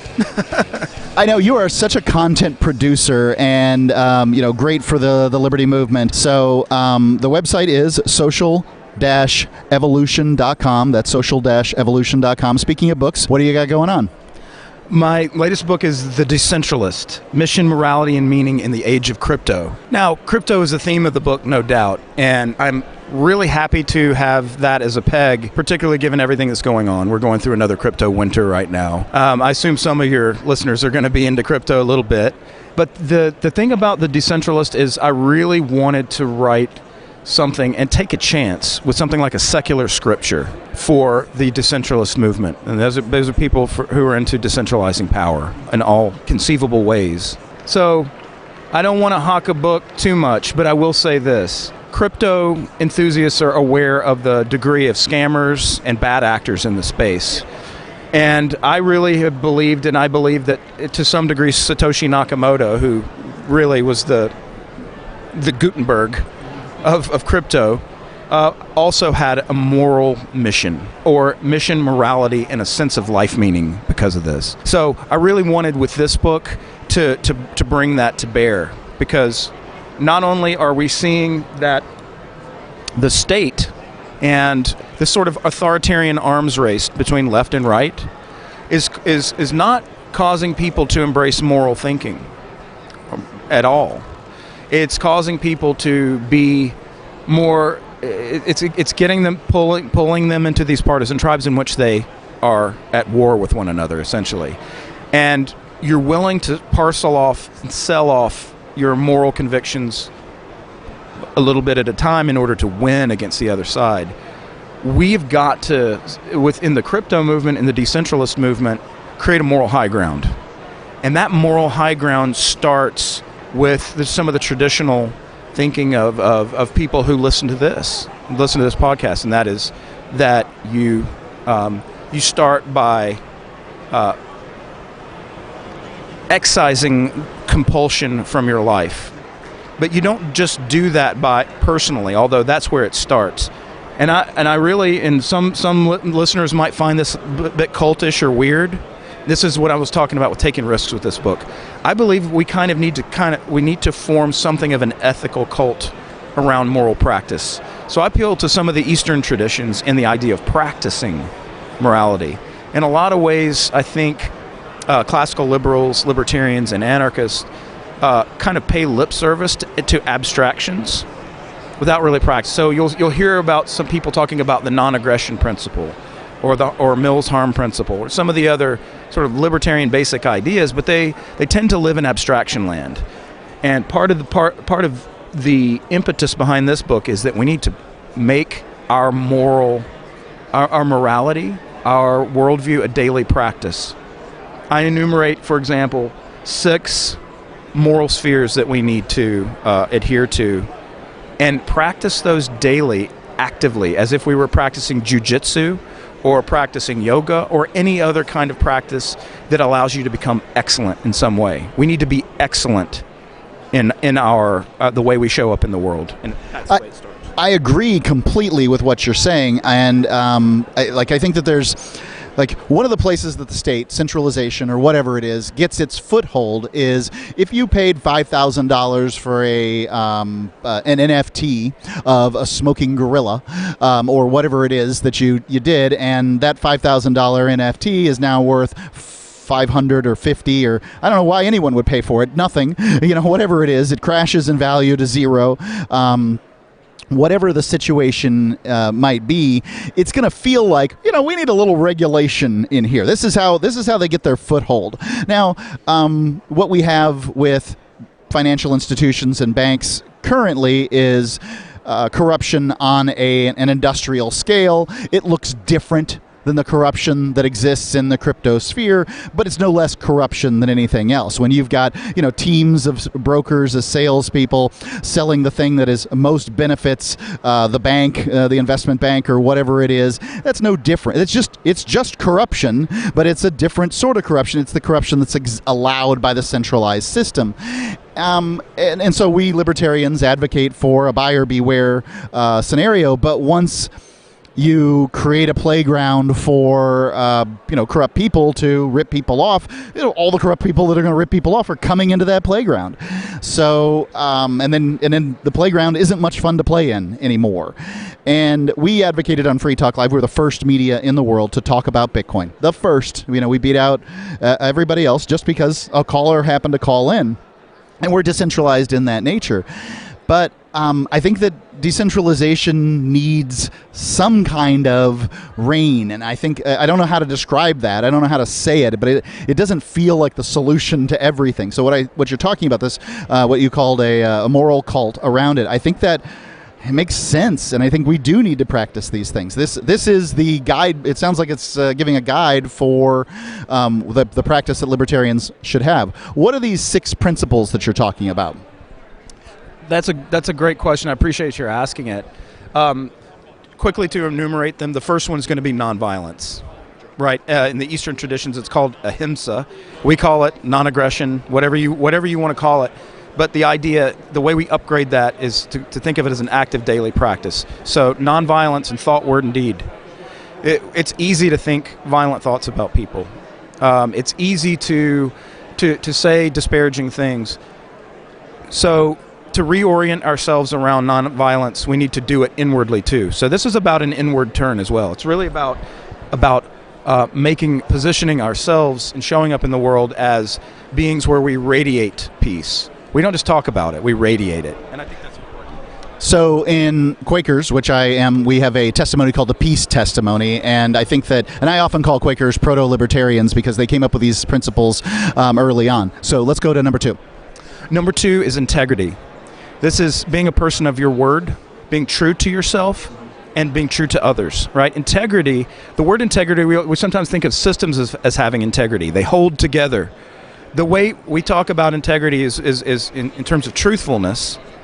Is it necessary, and is it true, the words you speak? So if you're going to say, I'm going to show up and do Mark's show at a certain time, I'm going to show up and be there at that time. That is the way society holds together, because we have expectations of each other. And in order to build a societies of trust, that is built on top of integrity. So that's the second major one. Yeah, so again, Quakers have in their testimonies, they have honesty or integrity is another one. Another thing I like to say that goes with integrity is doing the thing that you say you're going to do by the time you say you're going to do it. And if you can't, for whatever reason, this happens every day, all day, you clean it up. So, if you're going to be late for an appointment, we've got cell phones. If you're going to be 5 minutes late, let them know. Exactly. Little simple things like this, people don't realize, the smartphone era is sort of made it such that we're having generations of people who, and I'm not trying to sound like an old guy, I just happen to be one, but we're having generations of people who think of all their relationships and of all of their agreements as being somehow contingent because they have this phone. But we need to return to integrity. I know we're running out of time. Let me quickly go through the rest of these. We have compassion. We need to look out for each other. no doubt about it. There's virtue in selfishness, but there's also virtue in seeking out how people are in pain and how we can relieve that pain without making them dependent or without making ourselves stratified society in that regard. Max, if people want to find out about the rest of these testimonies or these points, they're going to have to find them in the book. And the name of the book is, and tell them where to find it. Right on. Best place is Amazon. Still giving Jeff Bezos my little pound of flesh. It is The Decentralist, and hopefully our listeners are decentralists. The subtitle is Mission, Morality, and Meaning in the Age of Crypto. Author is Max Borders. If you don't know his name, you need to go online and start searching because he's prolific and a great libertarian. Thank you, Max.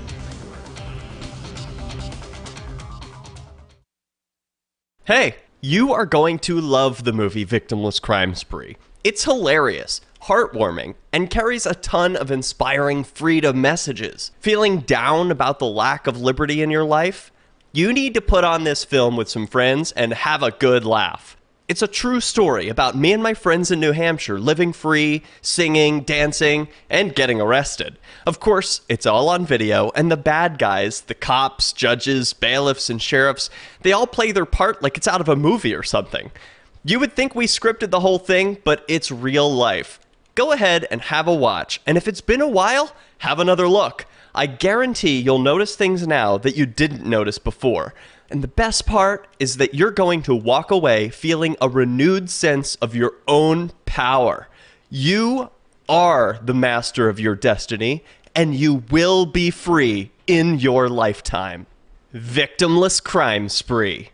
If you want to know the latest about Free Talk Live before we go on the air, all you need to decide is how you want it delivered. It's your choice. Visit news.freetalklive.com to receive our usually weekly news updates by email. Plus, we have a Twitter account at twitter.freetalklive.com, and you can follow us on the decentralized Mastodon platform at toot.freetalklive.com. So please follow us at toot.freetalklive.com and sign up for our emails at news.freetalklive.com.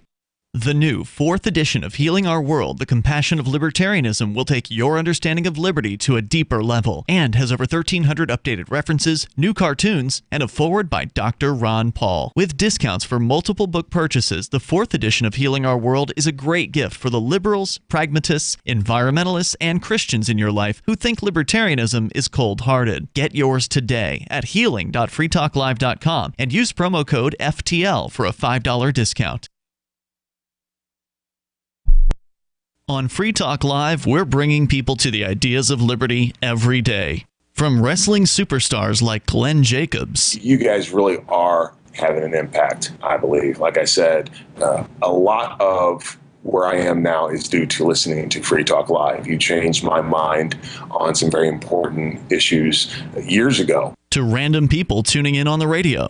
I was kind of stuck in the left-right paradigm. I heard your show by chance on a Saturday night.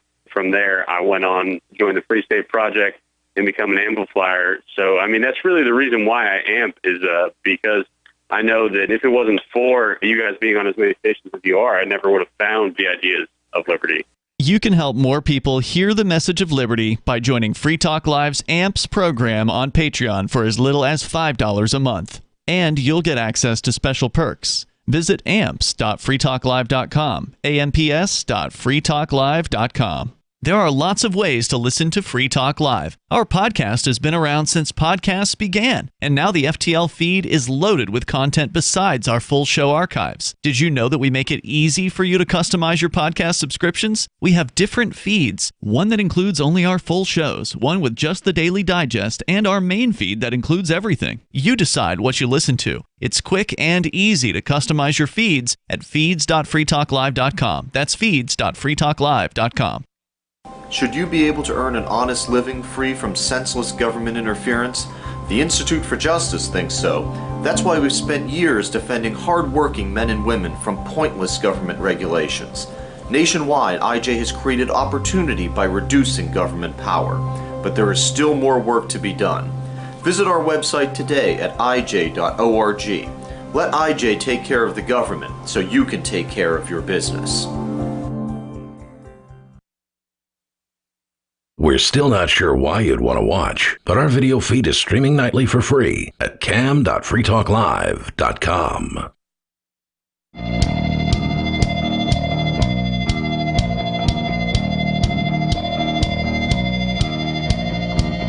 Mark Edge, Free Talk Live, coming to you from Freedom Fest. Managed to grab Chris Rufer from the Foundation for Harmony and Prosperity. And I had a chance to talk to you yesterday, Chris, and I like the philosophy you have. It seems to me that you're trying to spread something here that's going to really catch fire in people's hearts. Well, I hope so. Bottom line is we call ourselves a libertarian group as a party of principle, but I think that the features that are identified today as the quote principles of libertarianism are basically features of libertarianism. So I've identified what I think to be more fundamental than that. So a fundamental principle of how humans should relate.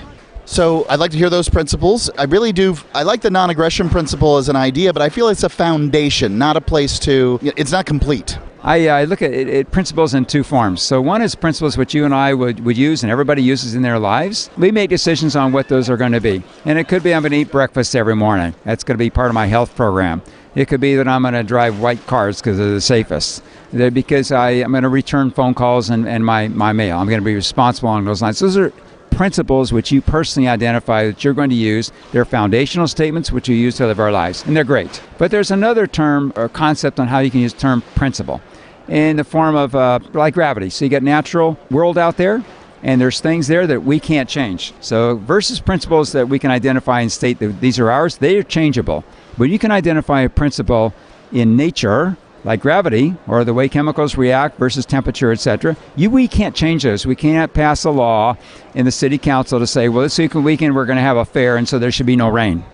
Right, that's a natural law, basically, or something to that effect. It's a natural order. Yeah, it's a natural law. So I've looked at a few things, the three basic things about human nature, and pieced those together to what I consider a principle, which is pretty recognizable. But the ramifications of it, I think, are more radical, but interesting. So what are those principles, and what are the radical ramifications? I'm curious. Well, number one, it starts with three what I call axioms. So the first one is I believe people, their fundamental mission in life is to be happy. Now call it fulfillment, call it well-being, live a life of well-being. But it's principally, I just say happiness as a term. It's not a giddy kind of thing, but a lifelong feeling of satisfaction. That's what people want. People want to be satisfied. I 100% agree. The focus of Free Talk Live for 20 years has been liberty, but I'm coming to the conclusion that you must pursue happiness at the same time. We're only here for a short period of time, and if you're not happy, then what? Well, it's all about happiness. What are we here for? What are we doing? Why do we have bacon versus toast at breakfast, or why do we have cereal versus eggs? We do every single thing in our lives. What glasses we choose, what clothes we wear, to bring us a little bit more happiness. At least our drive is to do that. Always doesn't end up that way, but our drive is to be happy. And I think it's universal among human beings and even sentient animals and whatnot. So what's the next principle? So the next axiom to drive a principle is that, so that's what human beings want, is to be happy. Now you get into social philosophy. Basically, what principles can we use? What characteristics of humanity can we identify that affect each other, that will affect our happiness? So two things. So you got what can one person do vis-a-vis another person? So one thing you can do to another person is physically harm them. I mean, you physically touch them, right, in a way that you intend to harm them. So then I'll ask, well, does that increase your happiness or does it decrease happiness? Most people, sometimes after a while, but they'll recognize that, yeah, that decreases my happiness, no question. And then the question is, every time? And you have to resolve, basically, virtually everybody resolves it, yes, every time. Can you imagine a moment where somebody aggressed against you and they physically harmed you, where you'd be happier? And people will say no. So I think that's a universal action and reaction. The action is you physically harm someone, they are less happy. That's axiom 2. So also, you're less happy when you harm somebody because the consequences in modern society of using violence, adult on adult, is not going to be real good for you as the aggressor. Now, I think that's true. People don't really want to harm other people, and they feel good when they help other people. But the real point is the physical action of harming and what the reaction is relative to what humans want, which is happiness. The third axiom is along the same lines, but relative to property. So people, your property is stolen. Well, are you happier or less happy? and people are less happy when their property is stolen. So then the question, well, how can you give me an example of when you are happier when somebody's stolen? Well, then you can get, well, my daughter says, well, there's this junk in the garage that I really didn't want, but they stole it, so I was happier. Well, come on. That really wasn't your property to speak of in a sense, but I think people know what I mean. So that's the third axiom. I think it'd be rare that one is robbed, burglarized, stolen from, or whatever the terminology is, and then they're going to be happy. But I get it. There are some things in my life that probably should just go. Yes, but the definition of property, we can argue all over the place to some degree, but stuff you really don't want is probably not what you really consider your property. But anyway, so you have these three characteristics or three things we can observe in humanity, and they're really ingrained in us biologically, if you want to get that deep to it. So we want to be happy from a social relationship, other people. We decrease our happiness if we physically harm them. We decrease our happiness if we steal their property. The point is, it's a principle, and it's a principle of human nature, and you can't change it. So this principle works every single time. So it's like gravity, you can't change it. So once you can get to and understand what I mean by principle, in the sense that when you can identify something that's hardcore, it's hardwired in nature, you can't change it.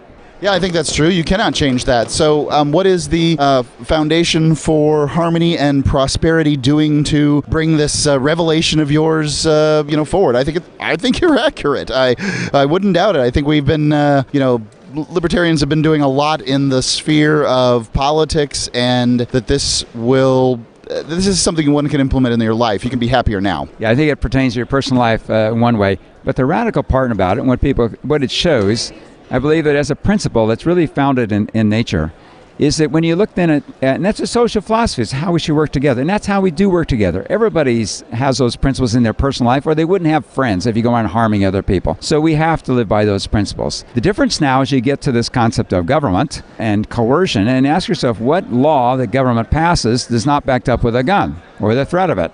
Well, it's hard to think of any. So when you recognize that the concept of government is the use of force to get things from other people or to get people to do things we want them to do. When you can equate that carefully, and one can clearly, well, how much government do we want? You want zero, back to the zero. You want zero coercion in your life. So it just resolves that we shouldn't be having government. We should be relying on ourselves. So the philosophy of human respect, which the Foundation promotes, is basically that we should be doing what we want in our lives, and whether it's we drink Coke or we do this, to the degree that it's on our own, we should be able to do anything we want, constrained by that basic moral principle that we don't use force, we don't initiate physical force against other folks, and we don't take their property. We don't steal from them. If we live by those two principles, then life is fine. Then people get along, we live in peace, harmony, and we advance our prosperity. So what's the Foundation doing to advance prosperity in that way? Like, are you working, I just don't know. What are you working with? How are you making it happen? It's probably me constraining things. I'm a bit of a perfectionist, so I do the writing and the theory. But it's advancing things for whatever we can. So we're coming up with things. We're young. So we got a crew of great folks that are working on these things at a booth here at Freedom Fest. So it's a start. So it's advancing philosophy. So how do you communicate? So it's communicating through different ways that we can think we can communicate. So whether that's through social media or visits and visits with people one-on-one, it's whatever we can do to communicate the philosophy as other people communicate the philosophy. So I remember, it's probably been 5 years now, kind of swept through my little corner of the libertarian universe was something called nonviolent communication. And I think that this is kind of something similar in so much as it's an education organization to teach people how to communicate with other people, how to interact with other people. And it was really exciting there for a little while. I felt like nonviolent communication was made by somebody who perhaps didn't entirely share my belief system, but you do. Oh, yeah. So no, there's ramifications to this that are more than just there really shouldn't be others government. So it's a governance system that you have the opportunity to do what you want in life, but you're constrained by these morals of not using physical force and stealing property. So it's a governance system. How do birds and squirrels live out there without government? They seem to do quite well. It's just amazing, and it's just silly. I remember just growing up, and a lot of boys in my neighborhood. I had 0 girls, But, mom get out of the house, and we find each other, kids, and we play basketball or ride around together and play games and whatnot. Totally organized by 10-year-olds. So we really don't need much supervision here in our lives, and people live their lives very well on their own if they take personal responsibility for them, and I think that would advance our society quite well. Chris Rufer, Foundation for Harmony and Prosperity. How can people find out more?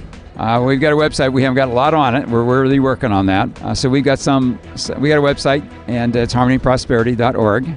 But there's not a lot on there. We're figuring out how to do things. We also, we co-work with the Advocates for Self-Government. And we have another one or two projects in line, but we're getting things figured out, so we're fairly young in this, but we want to get things together and then get moving. I love the Advocates for Self-Government at advocates.org. Thank you very much. Thank you. Are you tired of governments murdering